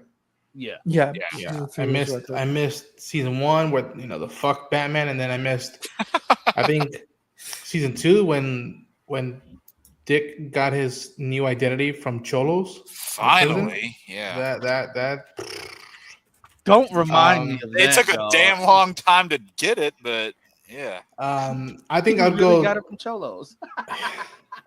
Yeah, I think I'd go D. Like I like what I was watching, but I knew this felt funky and whatnot, and I'm like, oh yeah, I could tell they were like, you can't use this and this and this, and just do something alternative and whatnot. And how did they do the Red Hood storyline? They started it out so good, and then you fuck it up by having Jason get Dick killed. And I like who they casted as Barbara Gordon. I like what they did. I like that actress. Yeah, She did a good Savannah job Welch as was well Barbara. cast. They I just forgot about really her. weird with her character.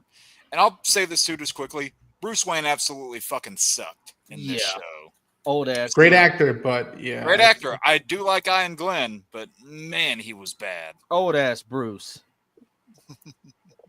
Okay, Taladia, I know you're gonna say F. No, I'm not gonna say F actually.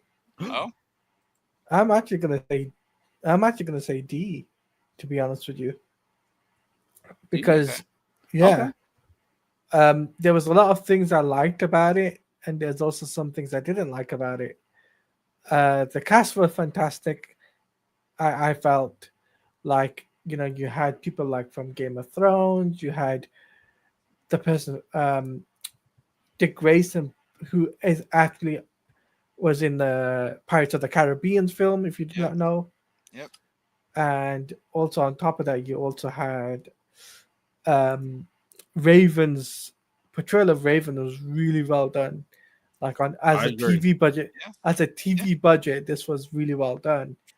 The only letdown I'd say is season 3 for me, is because first 2 season was okay-ish, but obviously see when you get to season 3, it was a letdown because a the whole death of Robin thing. B, where's Batman at this time of the day?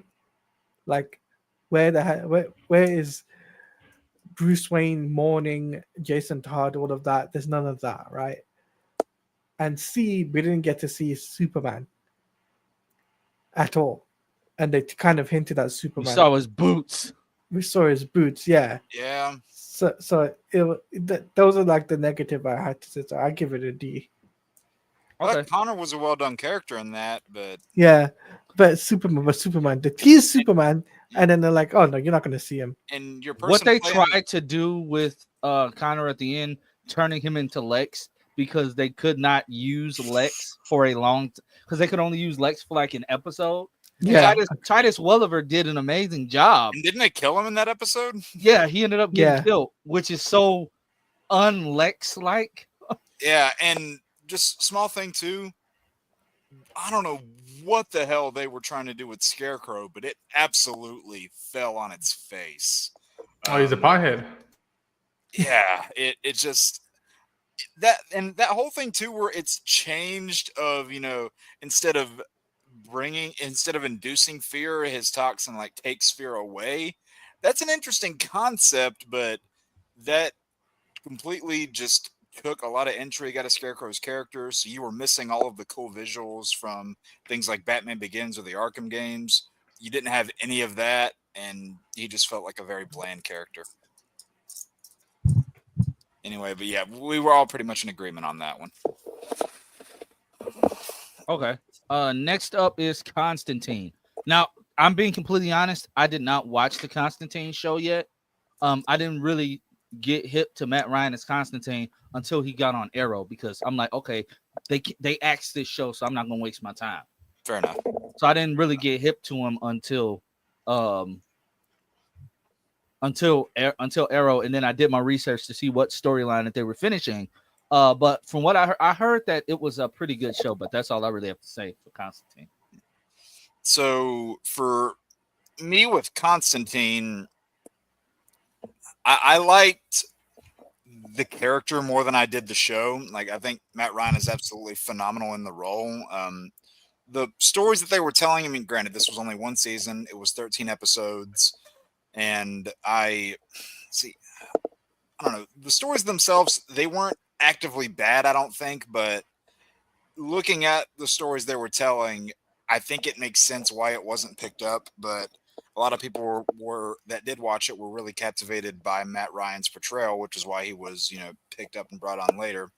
But also, the thing that kind of makes Constantine difficult is the finale was never released. So the final episode that actually aired wasn't intended to be a series finale. So you never got to see how the season was going to wrap up its story. So I'm probably going to throw it in C. I really do like Matt Ryan in the role, but the story was a little clunky. clunky, and you never got to see its proper. Clunkly. Clunkly. You never got to see its proper ending. Yeah. Omega. I haven't seen it. Okay. Yeah, I fall in the same category. I've never seen it, but it's weird.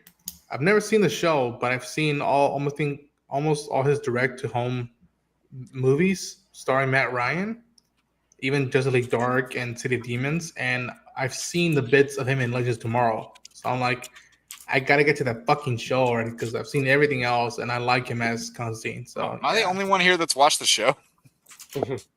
Yeah, I think you are because I haven't seen it either. Oh, So great. Darren has spoken.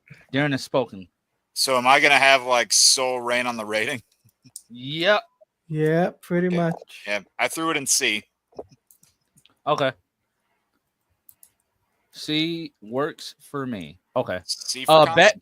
Batman 66 is Batman. Like it's Batman S tier. S tier. Like this is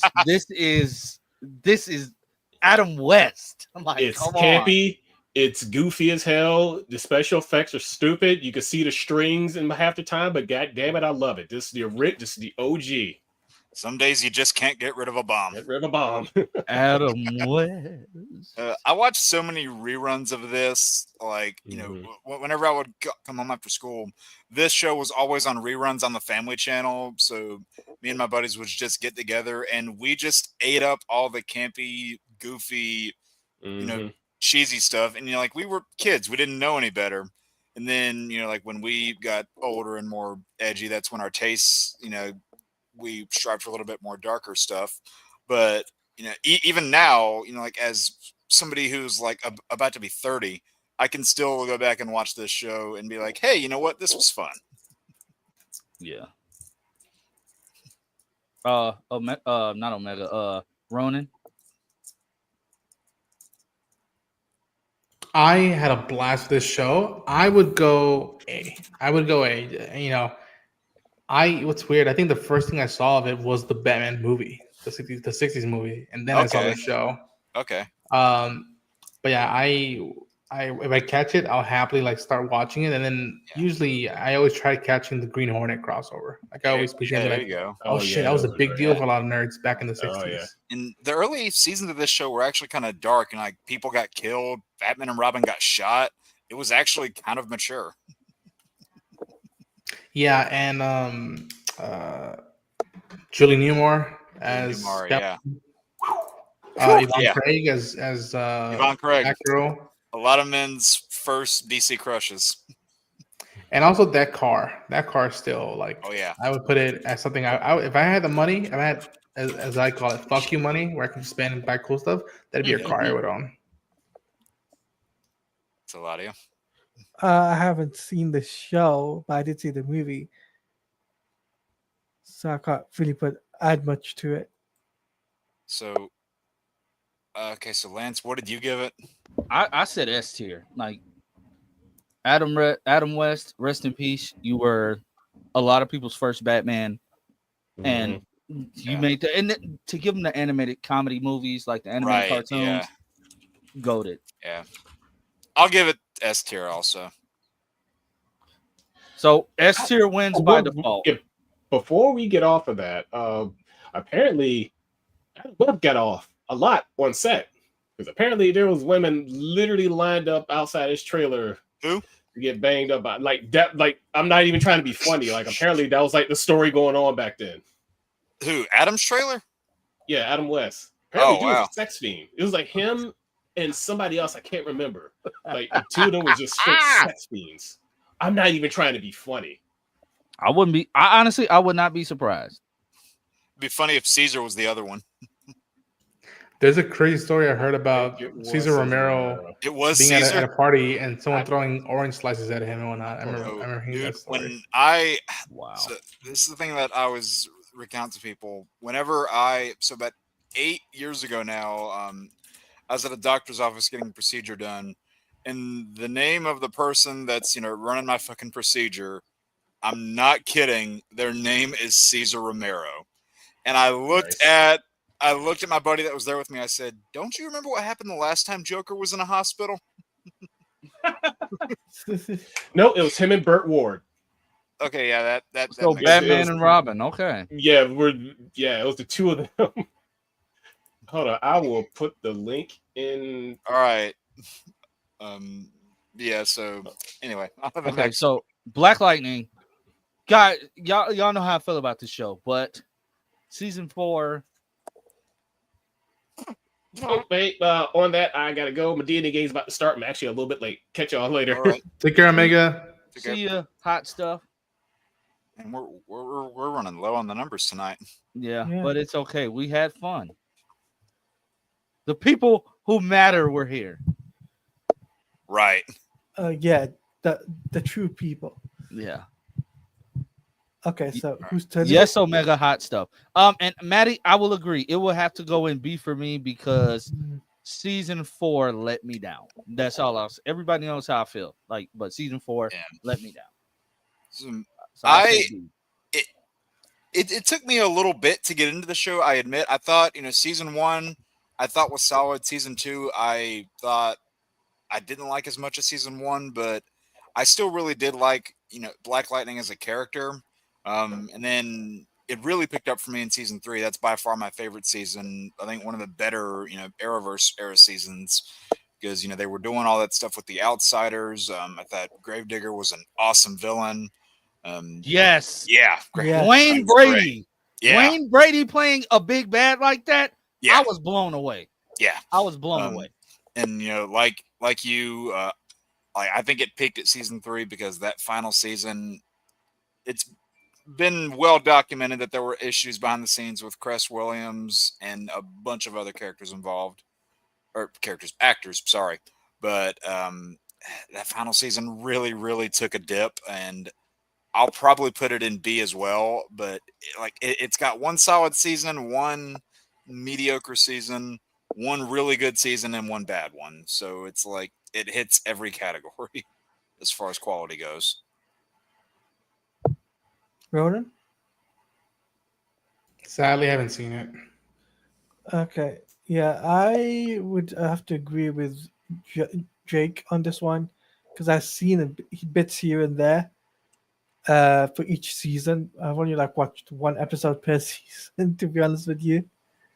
So I would have to go along with Jake. All right, so those of us that have seen it, we all said B. Mm. B. Yeah, even Darren says B. Yeah, so He's a B B- plus player. B is fair. B is fair. 90s Flash. And yes, season 3 was so peak because Gravedigger was OP. The Outsiders, they should have brought, since all that was since the back half was on Earth Prime, they should have brought Katana in if they were doing Outsiders. Ence, what are you doing? Yeah, what are you doing, Lance? Reading the message. Wait, I thought it's morphin time or something. He just wanted us to see that exposed neck of his. No, I thought Zordon is probably messaging him. That's what probably it is. Speaking of Katana, I really would want to see Karen Fukuhara return as Katana. It's another iteration. It's funny, the two live action Katana actresses that we've had, Yeah, both of their last names are kind of similar because in the Suicide Squad movie in 2016, you had Karen Fukuhara, and then in Arrow for season 3, and then a couple appearances after that, you had Rila Fukushima, who, for anybody who doesn't know, played Yukio in The Wolverine. Are you cussing at me? What? Are you cussing at me right now? Who are you talking to? You said we had Ryu Fukushima. No, that's no. I mean, I can cuss at you if you want, Lance. No, I'm okay. But Anyway. on to Flash, 90s Flash. Product of its time, did not have enough time, but I will say I own the DVD. Yes. yeah. So yeah. You know what? If you want to talk for 30 seconds, I'll be right back. Okay. Okay, Ronan, you got Jake's going to show us some pointless crap. But you can't hear me. So yeah. I haven't seen it either. Oh my god! I know. I'm behind. I'm looking at this list. I'm like, I'm behind a lot of shows. Okay, A lot of shows. I've seen this show and I've got to say I really enjoy it for what it was, for its product, for its time. It was like it was behind for like the CGI and stuff. Definitely really enjoyed it. But if I had to put in the ranking system, I'd probably put it a B. B. That's what I said. Mm. Wait, didn't I say B? Or did I say A? I said You B. said you said B, yeah. Okay. I heard so- A. I heard A that is of its time, but yeah, I could be Yeah. wrong. Well, I'll do B. I'll do B. I'll put it in B. So I'll just say this. I know I don't know how like high or low my rating would bring this up, but I'm incredibly biased towards this show. It was my first introduction to Barry Allen. This was watching this version was the Flash I grew up with on TV. And because of how long a number of these episodes were, it felt like I was watching a different Flash movie every episode. It also brought in Mark Hamill as the Trickster before he started playing the Joker. And they even brought him back to play the animated version of the Trickster in those 10-verse projects, which was really cool. And, it has, again, that early era of 90s charm that I think worked so well for that time. And like my bias is probably going to get in the way here, but I don't care. It's something that I would throw on S just because of all the memories that I have watching it and how much I enjoyed it back then. I could still pop it in today and have just as much fun with it then. And yes, like Maddie is saying down there, without it, we would not have the current Flash. And they did probably the best legacy casting possible by having John Wesley Shipp come in to play not only Henry Allen, but also Jay Garrick, the Golden Age Flash. Yeah. So I'm going to throw it in S. I don't know. Did you say B? No, this deserves to be an S because you Okay. do have a point. Without this show, we don't have Grant Gustin. And without Grant Gustin, without this Flash show, we don't have that Flash show, which birthed out the greater Arrowverse, if we want to be completely honest.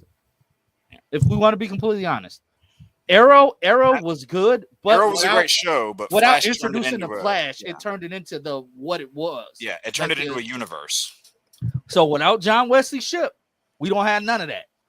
And I might be again, like I said, the bias with the show, but another little bit of bias that I think I agree, dog. I have with this show too. I'll go ahead and say this. I did actually meet the man himself about 2 years ago. Hold on. Oh, damn it. Hold on. My light's in the way. Can't see it. Damn it. Hold on. There we go. Yeah. There we go. Did you hug him? Yep. Did you give him a kiss on the cheek? You would like that, wouldn't you? Oh yeah. Ronan's reaction is like face palming. Something really bad I could say right now, but I won't. Oh yeah, but no, like y'all, like in the days of the Arrowverse, when he first put back on the '90s Flash suit, the fact that Warner Brothers let them recreate it for the Elseworlds crossover and all the of that recreation stuff, looked awesome. Yeah, it looked so good. He responds to everything on social media. Me and him have conversations all the time. Like I feel like me and John Wesley Shipp are close personal friends.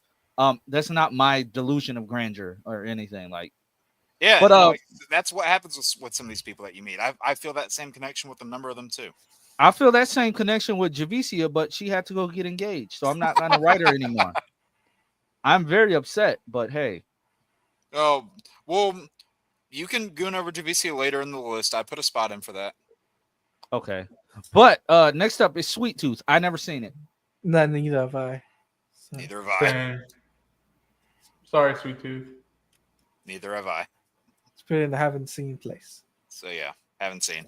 I put it in there, maybe wondering if anybody would, because it is technically a DC like owned show, but I never actually saw it myself.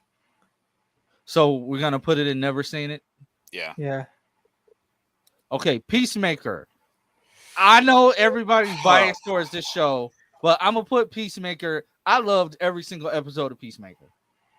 I loved it. I don't know why. I just did. I loved every single. And honestly, I hated Peacemaker after the Suicide Squad for killing off Rick Flag. I hated him. I hated him with a passion. Same. But the show made me come around because he's just following orders. He's an idiot that follows orders. Mm-hmm. So for Jay? me personally, I'm gonna at least put it in. I'm not gonna put it in S. I'm gonna put it in A. Jake, what are you gonna put it in? So, kind of like somebody else that we had on here a little bit ago. I'm not the biggest fan of this show. From a production standpoint, I can acknowledge that it's well made, it's competently put together. Like it's got good production properties. It's got good sound. Granted, Wigwam is now ruined for me because of that damn intro. But I just really do not like the character of Christopher Smith, just in media, period. So that as a whole kind of sullied me on the show. It's well put together. I admit that. I know I'm right now here. I'm the only one that probably has this opinion of all of us on the panel. I am probably going to throw it in a D because I just did not have that good of a time watching it. But again, I acknowledge it's well put together, but it's just not for me. Ronan? It's between S and A for me. Like I had such a blast with this show, and again, like Lance, I was like, "What the fuck? You killed Rick Flag? Like fuck you, man!" And the fact that made me care about him and like in essence, kind of forgive him. So I don't know if I said forgive him, but like in essence, going down that road, and not only that, but caring for Amelia Hardcourt and Economos and that whole crew, Vigilante. I had a blast with that show. It was one of the funnest things I got to cover at that time where I was at on YouTube. And I was very curious once TCU became a new thing. I'm like, where is that going to leave that? Because that feels like it's too good to let go in the past. And I'm glad they're continuing it. And season 2 looks batshit crazy. So I would go either it's between S and A. If it falls on either one, I'm a happy camper. Okay. For me, I gave season 1 a chance, as I always do. And I gotta say, I'm a John Cena fan, so to see John Cena in a TV show like this, I was like, okay, you piqued my interest a little bit. I wanted to see what happened after the events of the Suicide Squad. I wanted to see what happens for his character, but just after that, I dropped off watching it. So I haven't really watched after the 5th episode. I just kind of dropped off. I didn't really continue on with it, unfortunately. But season 2 got me invested again, checking it out. So I kind of been rewatching that. And if I had to give it a rating, it'd probably be a B or an A. We still on Peacemaker? Yeah. Okay. So I'm the only one that said S, so I'll drop in an A. Yeah, that's fair. Okay. Sandman, I saw 1 episode. I haven't seen it. I have not seen it. Oh, I dug that the shit out of that season. Oh man, that was a blast. The ranking is on you then. That's really good. I would go A. I really go A. I had only read I think the first issue or 2 of the original run. The cast is amazing. I think I think her name is Kirby, who they cast as Dream, was phenomenal. And Tom Sturridge, who played Morpheus, was really good. Boyd Holbrook was a standout as Corinthian, and also Gwendolyn Christie as Lucifer. Oh, Boyd Holbrook's in it. Yeah, he's a Corinthian. He's badass. And the surprised episodes, when you see it, you know what I'm talking about. How that came out when I was watching the show was a blast, and like it was a giddy. Like that was a phenomenal piece of television. So I would go A for the Sandman. A. Right. Okay. So we're gonna skip Titans. Krypton. I did not finish the 2nd season because I just stopped caring. But the show was cool. I put it in C. Never saw it. I saw it. shows like this frustrate me because I think, especially now, like with where we are in 2025, whenever we do show those properties of the hero's world without the hero, I think it always just kind of rubs me the wrong way instinctively. Um, and like it's not obviously it's not about Clark Kent. It's about his grandfather. Is like, okay, like this kind of makes sense.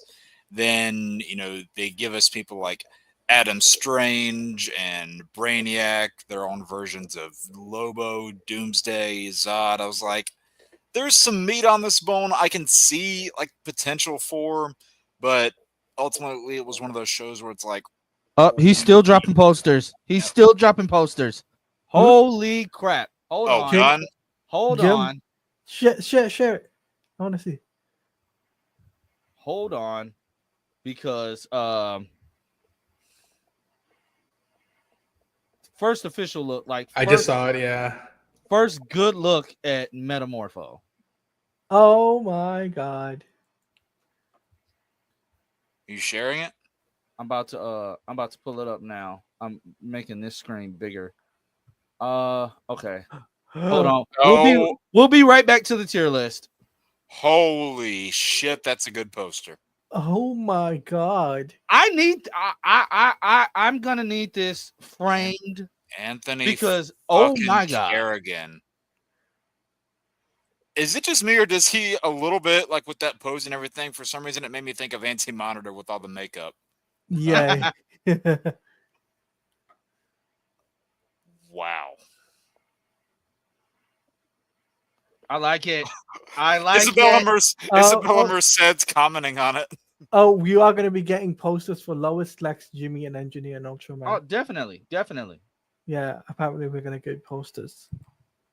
I'm looking forward to like these posters like being released because I'm gonna buy shit.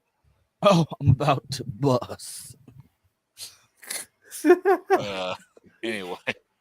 Sorry. Anyway. Good break, but Sorry. Okay, so back that's to fine. back to the tier. I'm going a little bit over because I have to start late, so we're good. All right. So back to the tier. So where are we putting Krypton? Well, can you put it back in the? Oh, sorry, I thought it did. Problem. So with Krypton, I said it's frustrating for me. There was parts in it that I saw potential for, but it was also one of those shows where it's like, what's the point? Like, we know how this is going to end. They're all going to die. So I struggled with this one. I didn't hate it, but I would probably put it as a C. Okay. Well, let's see. Okay. But again, it's like that hero's world without the hero thing. Sometimes that works for me. Sometimes it doesn't, and it didn't so much this time. Never saw it. You never saw it? Okay. I give it a C as well. I would have to give it a C because you kind of know where Krypton is going to go. But at the same time, it's like you got some cool characters in it. So, like Brainiac and Doomsday and all those characters. Then I remember so many people were pining for that version of Lobo to get a spinoff. It did not end up happening. So Lance, where did you put it? I said like B or C, so I'll drop it in C. I didn't too much care for it. Like when the second season started and they tried to introduce that extremely skinny Lobo, I was like, yeah, and they were going to give that version a spinoff. I was like, please no. Yeah, I didn't too much care. Yeah, so the original Swamp Thing. Actually, yeah, the two Swamp Things are next to each other. Haven't seen that one yet. Sadly, I haven't seen any of the Swamp Things. Sadly, I own the show on Blu-ray, but I'll get to it eventually. Have you seen either one, Jake? I've seen the 2019 one. I didn't see the one from the 80s. I have not seen the 2019 one. I didn't watch it. 90s. I didn't watch it once they announced like before it came out that it got canceled. Yeah, so I really like this one. I think Alec Holland was a really compelling character. This was actually filmed relatively close to me, so I do have an attachment to that part of it, and like from a local standpoint. So I think just being in like the know of a lot of what was going on kind of gave me more of an attachment to it than the actual story and the things itself did. But not to say that they were bad or any means, because the story itself was really good. For being on a CW budget, I think Swamp Thing actually looked really damn good. Like all of, the practical plant bits. I would give the show an A personally. I really enjoyed it, and I wish we got more. So am I the only one that's seen that? Yeah, you're the only person Yeah, that's seen So, it. I would give it an A. I really liked it, and I wish we got more. that's fair. That's fair. Gotham is middle of the road for me. When it was good, it was good. When it was bad, it was bad. So I'll say C. So Gotham, for me, got increasingly better every season, peaking at, I'd say, season 4. And I think part of the reason I was attached to it is because it dove into a lot of the different sides of the Batman lore that I've always been the most fascinated with. Season 1 really gave you that, ground level mob world understanding or mob world storytelling. Getting people like Maroni, Falcone, Fish Mooney, all those different mob level people before Batman is even really thought of. Then in season 2, you dive into things like Order of Saint Dumas, which leads into their own version of Azrael, which that I had some issues with, but the Saint Dumas lore itself I thought was really cool. Then into season 3, you get into another one of my favorite sides of the lore, which is the Court of Owls. I really liked that. Season 4, you get the League of Assassins, and Ra's al Ghul, loved that too. I thought he was done very well. And they're building up all these other people that eventually become famous villains over the course of the show, like Penguin, Riddler. Now, granted, some villains I think are really, really mishandled, like Mr. Freeze, Firefly, their version of Solomon Grundy. And the more and more that they do, those villains, something like Bane is another one. The more and more they do these villains, either without Batman or the fact that Bruce can beat them as like a teenager, kind of undermines what they can do later. It's like, okay, if he can beat them as a kid, then what sort of threat would they be later? Yeah. But I liked it overall. That last season did feel a little rushed, and they kind of had to scramble and ending together the best they were able to. And it did feel like a boss rush a little bit at points with all the different villains they were throwing in, but had really compelling characters. Loved Alfred, loved Bullock, really liked Selena. So, like, there were a lot of things that I really liked, but some things where I could definitely see issues. I would probably give it a B though. In spite of all that, I really did like it though, and I'm very much aware that it's an Elseworlds thing. It's not like a definitive take, but for what it was, I'll give it a B. Okay. From what I saw of it, I liked it. It wasn't my favorite thing, but I liked it. I was like, all right, it's iteration on its own. I'll give it a try. And I don't know why I stopped watching it, but yeah, if I was to ranking it, I would give it a B. Okay, for me, I'd give it a B as well. I think the really outstanding not character, actor in this was actually Joker. Karen Oh Monahan, yeah, Joker. oh yeah. He was the outstanding cast, I believe. Full on like Joker material, and yeah, so Yeah. definitely a B for me. He essentially played 3 different versions of the Joker and made them all feel different. Yeah, exactly. Yeah, he played Yeah. 3 different versions and it worked really well. So Has anybody seen ISIS? The Secret No, of that's from Isis. my uncle's era. No, no, Yeah. I haven't. Haven't seen it. I have not. But I will say that for anybody who watches Legends, that Zari character is essentially based off of Isis, which is Black Adam's wife in the comics. So there's a little bit of a reference point for you there. Anyway, Lance, on to the next one. Superman and Lois. This S I'm tier. behind on both of those Yeah. shows, both of those Superman and Lois shows. Yeah. Oh, I didn't realize they were both put next to each other. I did Yeah. not do that on purpose. But I'm going to throw this one an S as well. This has Same. gotten to be my favorite live action version of Superman, movies and TV included. Really liked how they told the story. And they started, I think they were very smart by starting this show with the lesser known villains, doing their own version of the Eradicator And I think they had a brilliant twist by introducing who we think is Luthor. Then it turns out to be John Henry Irons Steel, who ended up being a great character in his own right. Then bringing in other characters like Bruno Mannheim, and they saved their big heavy hitters like Lex and Doomsday, who was previously Bizarro. They saved the big heavy hitters till the end, which is kind of the opposite of a show like The Flash, where they did a lot of their good shit early on. They saved their biggest stuff till the end with this show. And while I think season 2 it does waver in quality from the other three, I don't think it's a bad season at all.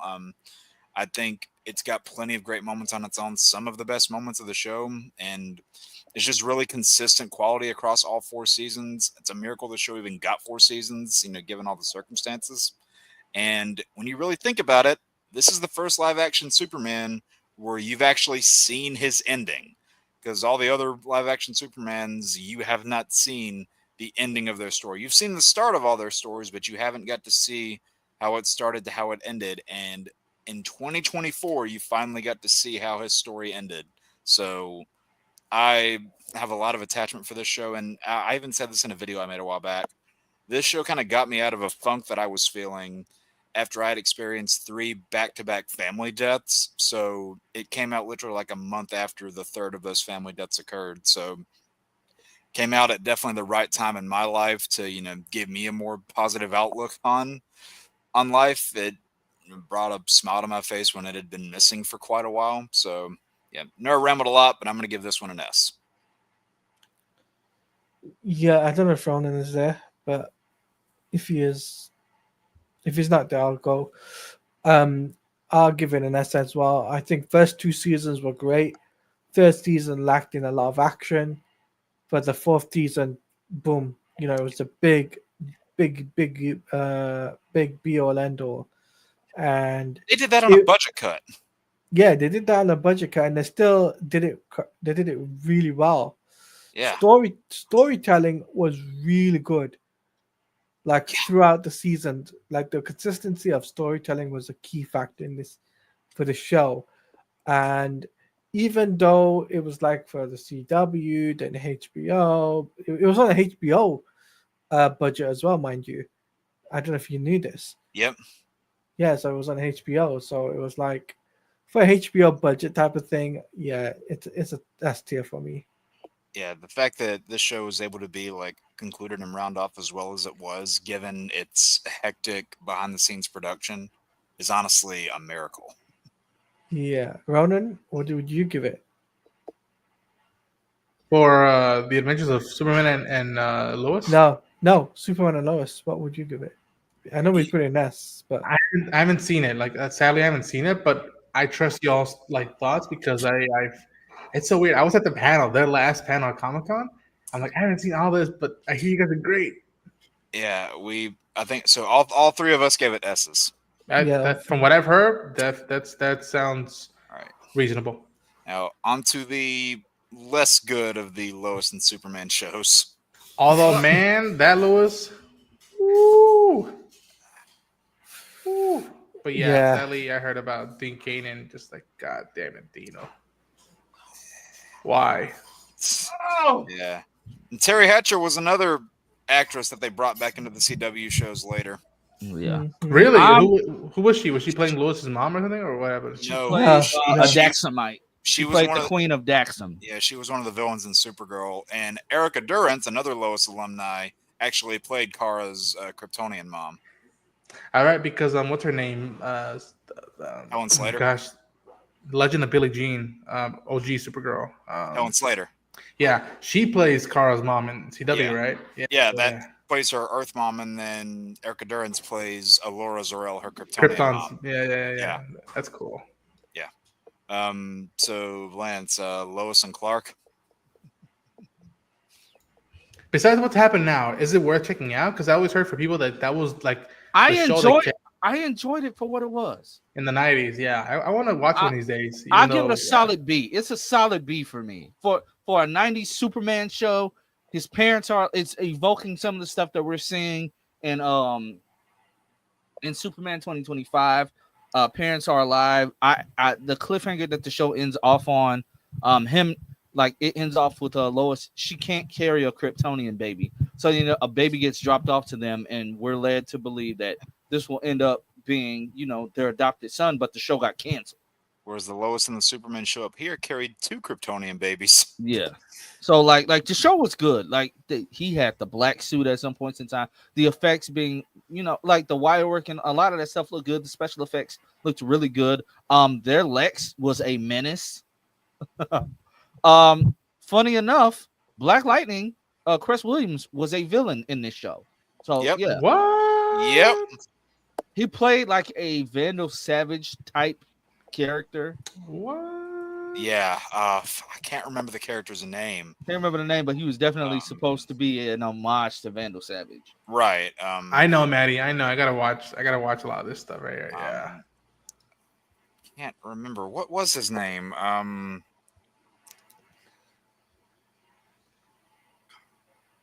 thinking of it right now. Baron. Baron Sunday. Yeah. Sorry. It was Baron like Sunday. All right. yeah, all right. yeah, Yeah, I Terry was- Hatcher. That's the actress' name. Yeah, she's calling him, man. Yeah. yeah. And I honestly think the only reason she was brought back into that Supergirl show is because she was a legacy casting. Yeah, I put it in C too. I don't have much to say about it. No, Maddie, even though Dean Cain was a great Superman, and might I add, he was the first diverse casting for Superman because even though he looks white, Dean Cain is technically Asian. Biracial. Yeah, that's what's almost even heartbreaking now. Just like, dude, what the fuck Kool-Aid are you drinking, man? Like, and I look at that poster and he looks like Clark Kent. It's just like I'm like, what? But anyways, Unfortunately, clothes don't make the man. I know. Yep. So why The Last Man Standing? Never seen it. Oh, bro. Is this going to be another one that only Ronan's seen? This is what's ironic. Like I remember like watching the show and I was covering it, but at that time I wasn't. I cringed at that time. I didn't show footage when I was doing my reactions. I just put an image and you could hear what I was watching, and it's weird. Like I liked it. It wasn't great, but it had potential and it had a good cast in it. It had oh my gosh, she plays Ma Kent in Man of Steel, and oh my gosh, Diana Lane. Diane Lane. She plays the president. Well, eventually becomes the president in this one, and I forget the actress' name, but she was in Dread. She played oh my gosh, she played Judge Anderson. She was also in this one. And wait! Olivia Thirlby was in that? Yeah, she plays Yorick's sister in this one, and I think Yorick was played by Ben Schnurzer. Okay, I thought I seen another stuff, but yeah, the cast I dug, and I was again because I had only read the first trade paperback of Why the Last Man, which is a great. Of what I've read, it's a phenomenal comic, phenomenal, and I was so intrigued to see this new post-apocalyptic show, but give it a different spin of like what happens when all the men in the world are gone, but only one's left, and what is that? How does that shift in society? And what's weird is in the book, it starts off with a page at that time when the book came out of the statistics of how much population men take over in terms of jobs and stuff compares to women, and so it was a fascinating dynamic. And sadly, it got canceled after one season. I wish it would have gone on forward to like see if it would have built up more and like, yeah, it was a lot of potential to that show. But from what I saw it, I dug it. And again, independent comic book. It wasn't a mainstream, hero view. It was another Image title. So what are you giving this one? I would give it between an A or a B. I think. You know what? Seeing that graphic, I think. Damn. Maybe I'll give it a B, but on a good day, A. All right. So A, Yeah. Or B. B. Okay. Yeah. And we're gonna do one more, and then we're gonna wrap it up and save the rest for next week. I think Oliver Queen. This is a good one to end on. I don't know. I haven't seen the show as a whole, so I can't speak of it. But from what I heard, you guys like it, although there's a lot of baggage with it. Man, I'm gonna sit back and watch y'all. I don't know what to do, bro. Oliver Queen. Sorry, I just thought of that line. Fucking What was his Kirk name? Cassavetes, Oliver man. Quinn. I'm gonna destroy everything. Whatever that guy, that character Oliver name. Queen took everything from me. I'm gonna enjoy taking everything from Yeah, me. You yeah. have failed this city. Yeah, fucking Kirk Acevedo, man. Anyway, Lance. Let's. I don't know. I don't know where to. I don't know where to put it. I can't put it in S because when Arrow was bad, Arrow was bad. So, okay, I'll take this while Lance is gathering his thoughts. Arrow was very up and down as a show. Like it went from being like great to bad to great to decent to great again. So like it is very up and down. Like seasons 1 and 2, I'd even say the first half of 3 are pretty damn fantastic. Then you get the back half of 3 and pretty much all of season 4, which is bad. Um, Season 5 comes back with like the biggest TV comeback I think I've ever seen. It's a phenomenal season, great villains. I mean, a large amount of the show had great villains. You know, like you had Merlin in season 1, Deathstroke in season 2. You had like Ra's al Ghul in the League of Assassins in season 3, which weren't bad on their own. Just that season had a messy story. But then you get into like season 4 where they get into like magic and all that shit and kind of breaks the tone of the show and doesn't really feel like it fits. Season 5 gets back into, what made the early seasons really good. The flashbacks for those first 5 seasons, the flashbacks were kind of consistent with the quality of the main season itself. Like the flashbacks of seasons 1 and 2 and 5 were as good as they were, if not maybe like a little bit better or worse. Season 3's flashbacks were not great. Season 4's flashbacks not great. Then you get into season 6, which looked to be a soft reboot, even though it really wasn't that. Some things, I know a lot of people hate that season. I enjoy it. It's got some good things there. I think even though they made this villain a departure from its comic counterpart, I think Kirk Acevedo as Richard Dragon was compelling, even though could have been done better at points. I'm gonna make him crazy.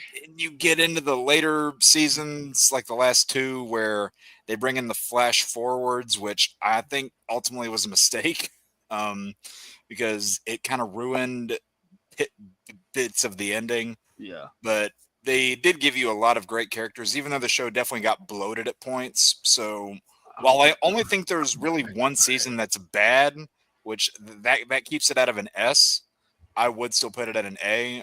I do have a lot of fond memories just watching it with different bits of my family, getting them attached to like this whole universe as a whole. And if not for Arrow, we would have not had The Flash, Legends of Tomorrow, Supergirl, Black Lightning, Superman, and Lois. We would not have had all of those if not for this. So facts. while it's not perfect all the way through, it is Foundation. still really damn good in my opinion. So I would give it like out of everything that's on the A tier right now, I would put it above it. That's fair. I think I can agree with that. Taladia plays. Okay, I'm gonna give this a B, to be honest with you. I've only seen a few seasons. I didn't watch the full season or all the seasons. I can say like the first like 3 seasons were decent, but then I just dropped off after season 3, I think. A lot of people did drop off around that time.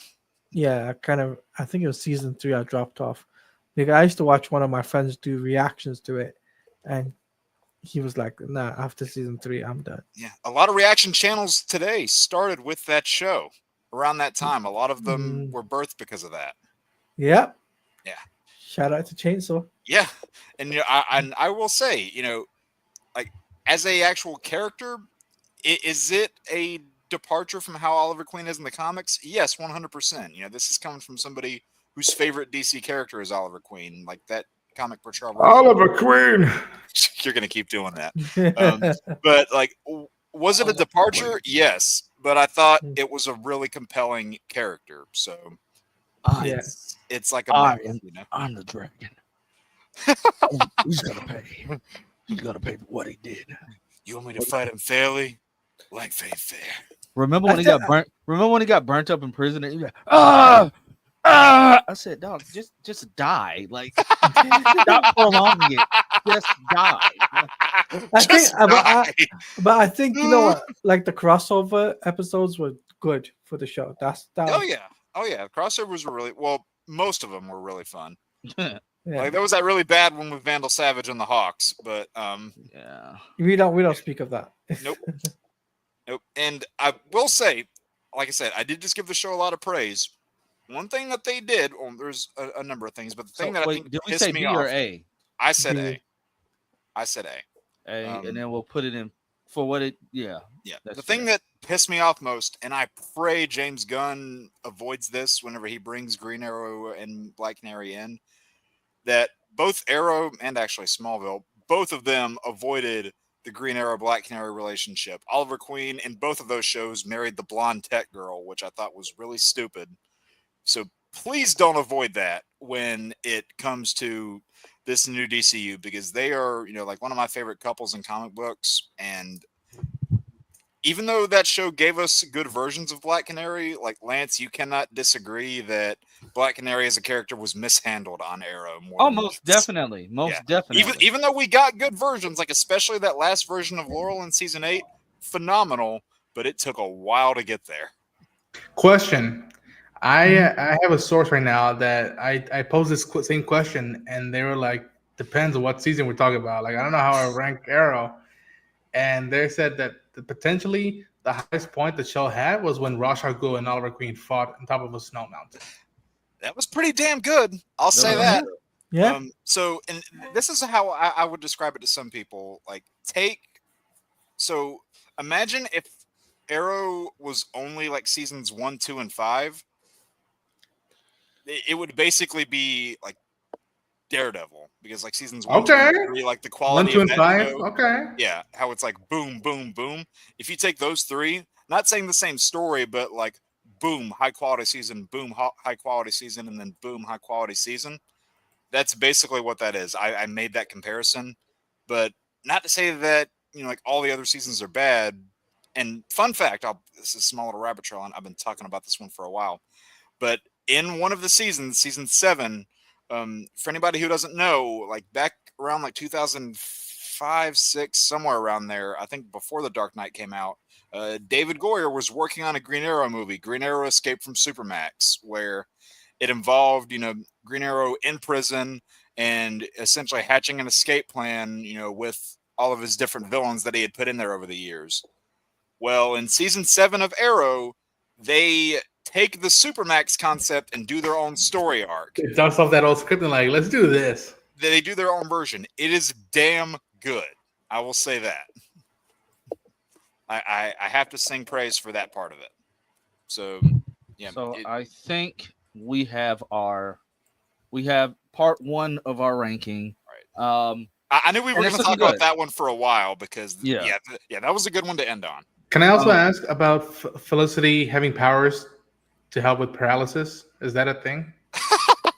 No, it was not paralysis. It was a microchip that she had implanted in her spine. A microchip, okay. Which to was help made her by walk. Mr. Terrific. Yeah. From Mr. Terrific, okay. Yeah, okay. Made from Mr. Terrific. They flat out copied Barbara Gordon Oracle, like shot to the back. Okay, they copied Oracle. Okay. Hacker in the wheelchair. Yeah. They even there's like a little reference whenever she. What's up, Mike, bro? Keep your head up, bro. You know we got you, bro. Man. What's up, man? We're here for you. We got you. There's even a reference where they give her code name, and Green Arrow goes, "I was gonna go with Oracle, but it's taken." Yeah. And it's like come on. No, but come like on. and they make it make sense if it's like a power surge or something like in the area. She's affected, like her legs will stop. Yeah, and that happened because like an EMP goes off, and Oliver had to like carry her all through a place because the chip wasn't working. And you said what was the thing that you said, Jake, that you said like that was really good of like Green Arrow versus Supermax, or what was the thing called? So the whole storyline of season 8, I believe. The storyline of season 8 where he fights all villains. So that's season 7. That's the start of 7. Start of Okay. 7. So for the they first adapted that. For the first 7 episodes, they do the prison story. Okay. That was the closest we got to the classic facial hair. That was Yeah. the With the closest we goatee, got. yeah, I Yeah. heard about that. Yeah. Yeah, if they would have kept that with, like the hood and the mask, that would have been just chef's kiss. I will say the suit that they gave him in season 8. Wow. Man, I love that suit so much. The I fact love we that suit. and we got to see that suit back in the Flash. I was like, okay, man. Yeah, like Okay. that was the best Green Arrow suit that the CW has done. Like, yeah, they definitely they combined it. And I will say, yes, season 4 is a bad season, but it had one of the best costumes. Like they took Green Arrow's rebirth look and put it on the screen. Season 4, bad season, but good costume. Okay. Yeah, he just hated it. He hated it because it's cold in Vancouver, so he wanted sleeves. It was also kind of hard to move with like he had the exposed part of his arms and those bracers that he was wearing. Yeah. Man, But guys, we will be back next week. Thank you to my guests today. Phil was here and Omega was here. Thank you to all for showing up. Guys, I have to come clean. I did not fire them. I did not fire them. They all had previous engagements. And, my other regulars on the channel, yes, they may not be here all the time, but they stepped in, so I didn't have to be by myself. And I appreciate that. These are my brothers. I appreciate that. I don't have friends. I have copyrighted family. Family. Yeah. I will be at the dentist tomorrow getting a tooth pulled. Yeah. Making this tier list was grunt work, man. Yeah. But I appreciate it. Get started on the other one. Don't worry, I'll get started on the other one. I'll be looking forward for those residual checks. Oh, I got you. Soon as my payout comes, after I handle 3 dubs. I did that because he's gonna watch this. But we will be back next week. I would say I'm posting some content tomorrow, but like I said, I'm getting a tooth pulled.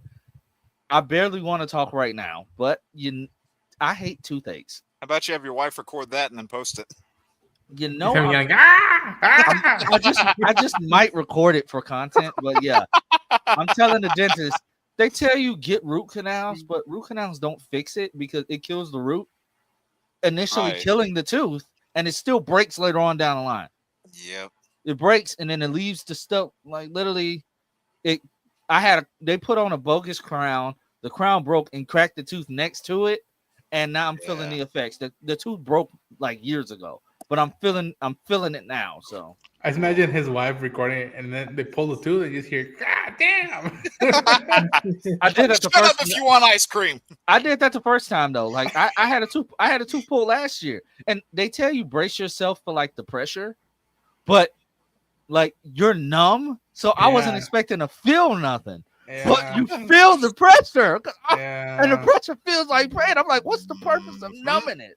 Yeah, like at that point, I'd be like, just knock me out, just put me to bed. Yeah, Like, right. Please, I'm like, can you give me? Because some you're gonna laughing? squirm like a little girl. Give me some laughing gas or something. He's like, you gotta be still. I said, I would if you would stop tugging my head. I thought she was about to break my jaw.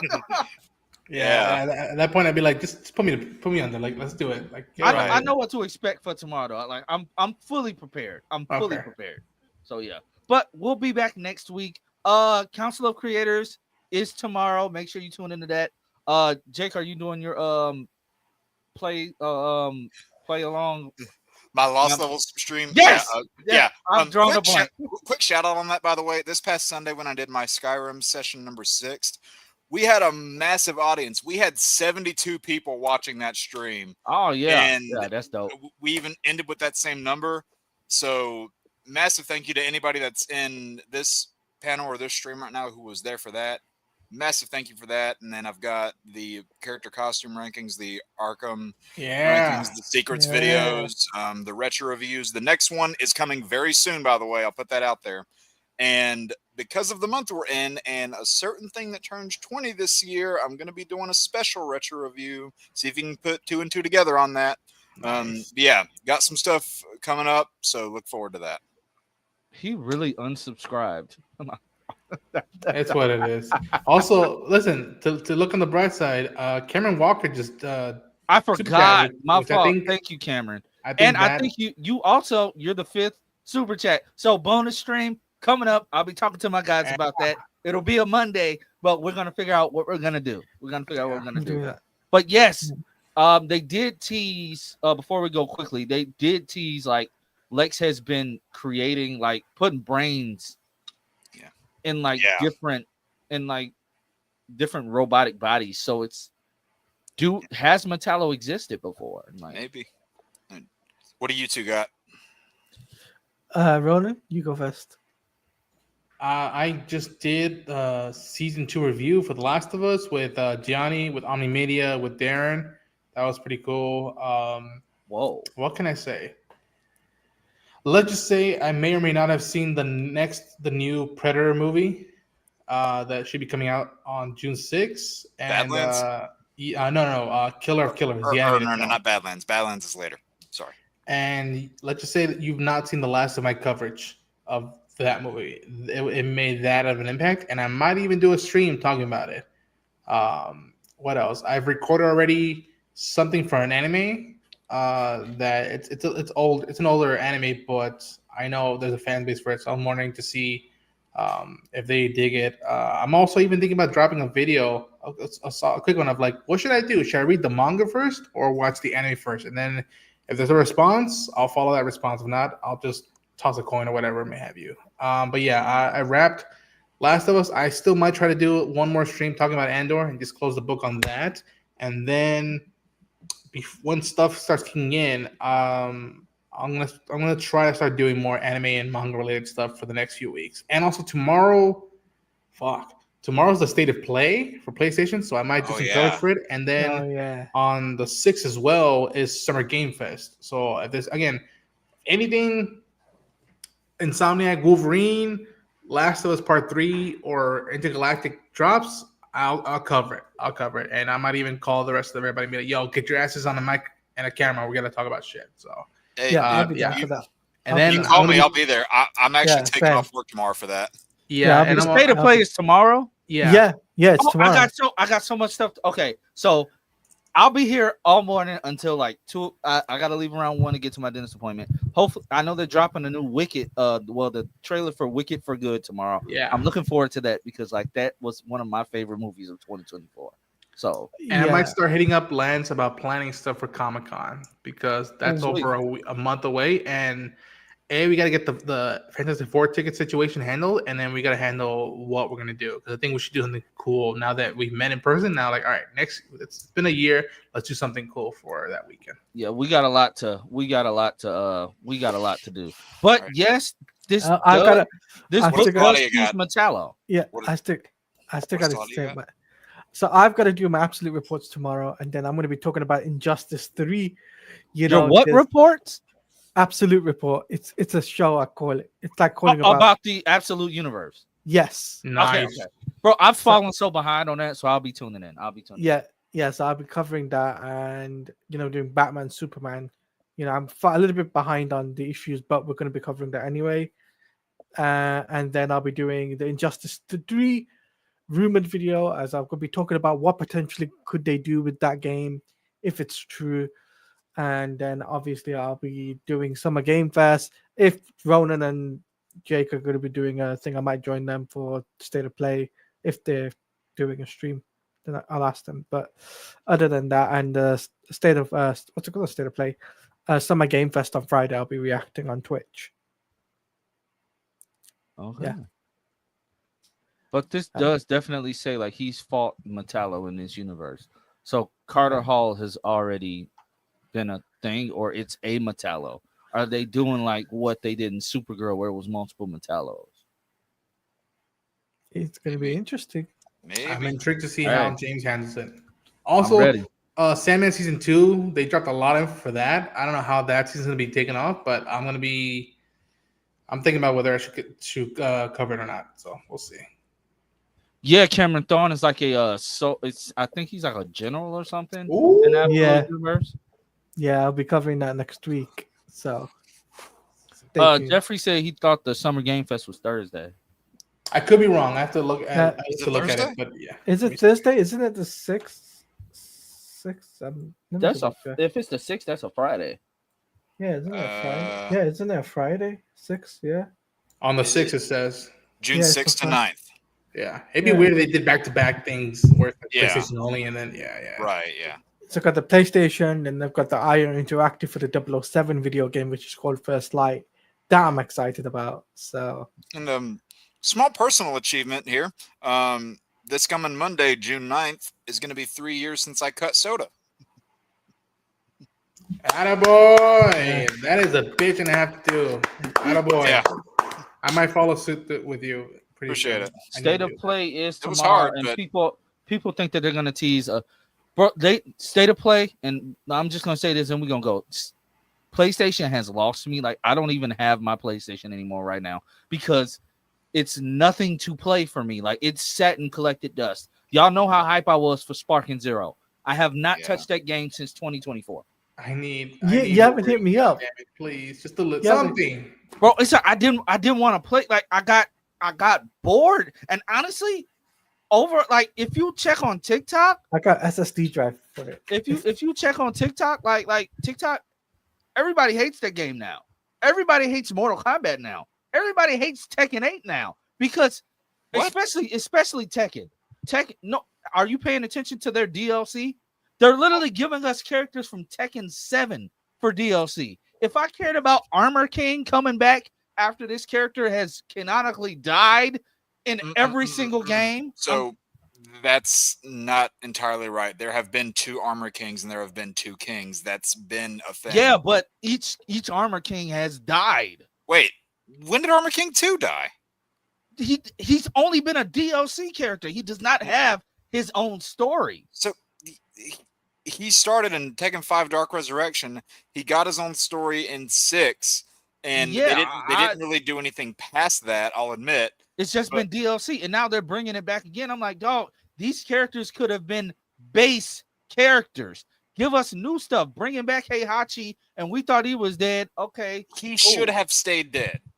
you're Eddie with a new haircut. Eddie with the trademark black guy haircut in video games. Oh, That's what cool. I hated. That's one of the things I hated about Tekken 7 is that they were making characters that have been there for like since the mid 90s. Characters like Armor King, like Julia Chang, like Lei Wulong, and some other characters that have been in later, like Craig Marduk. They were making those guys DLC instead of base roster. It's like, guys, this is fucking stupid. What are you doing? Yep, and people are falling off. Basically, they said Mortal Kombat 1 is done, and that game was such a letdown. And the hype at the past 2 Comic-Cons for it, and for Tekken, being in those panels, sitting in the seat, seeing all the stuff, it was so much hype just to be disappointed. Like after the first few playthroughs, after beating the game, I was like, ugh. I didn't even play Mortal Kombat 1. Now they're focusing on Injustice. If they announce Injustice, I told my wife, I'm like, I'll grab it again when the time comes. Like, I'll grab another PS4 when the time comes. I mean PS5 when the time comes. But it was just sitting there. It's been collecting dust. I don't like when I have a game that I'm locked in. Like when I was locked in on Sparking Zero. Oh, every time I walk in the house, I'm grabbing the sticks. Like, but it's like I didn't care anymore. I mean, I still play it. I still play. I even play Formula One. So, and plus, I'm tired of the way they're handling the rollout with the Dyma stuff, bro. Just give us the English dub voice. Yeah, I hope the buzz that was surrounding Tekken 8. By the way, I know this is so much wishful thinking. It was fun. It was fun. I hope that the buzz surrounding Tekken 8 would be enough to potentially get Tekken Bloodline revived for a season 2. Because that anime was actually really fun. I love Tekken Bloodline. That anime was good. All right. We might be that might be up on the stream, Jake. Me and you talking about Tekken Bloodline. Hell yeah, man. That was cold. That was the best show I watched on Netflix that year. But we about to hop out of here. Again, thanks everybody for joining. We will be back next Tuesday. Who knows what crazy news is gonna drop between now and then? But yeah, tune in.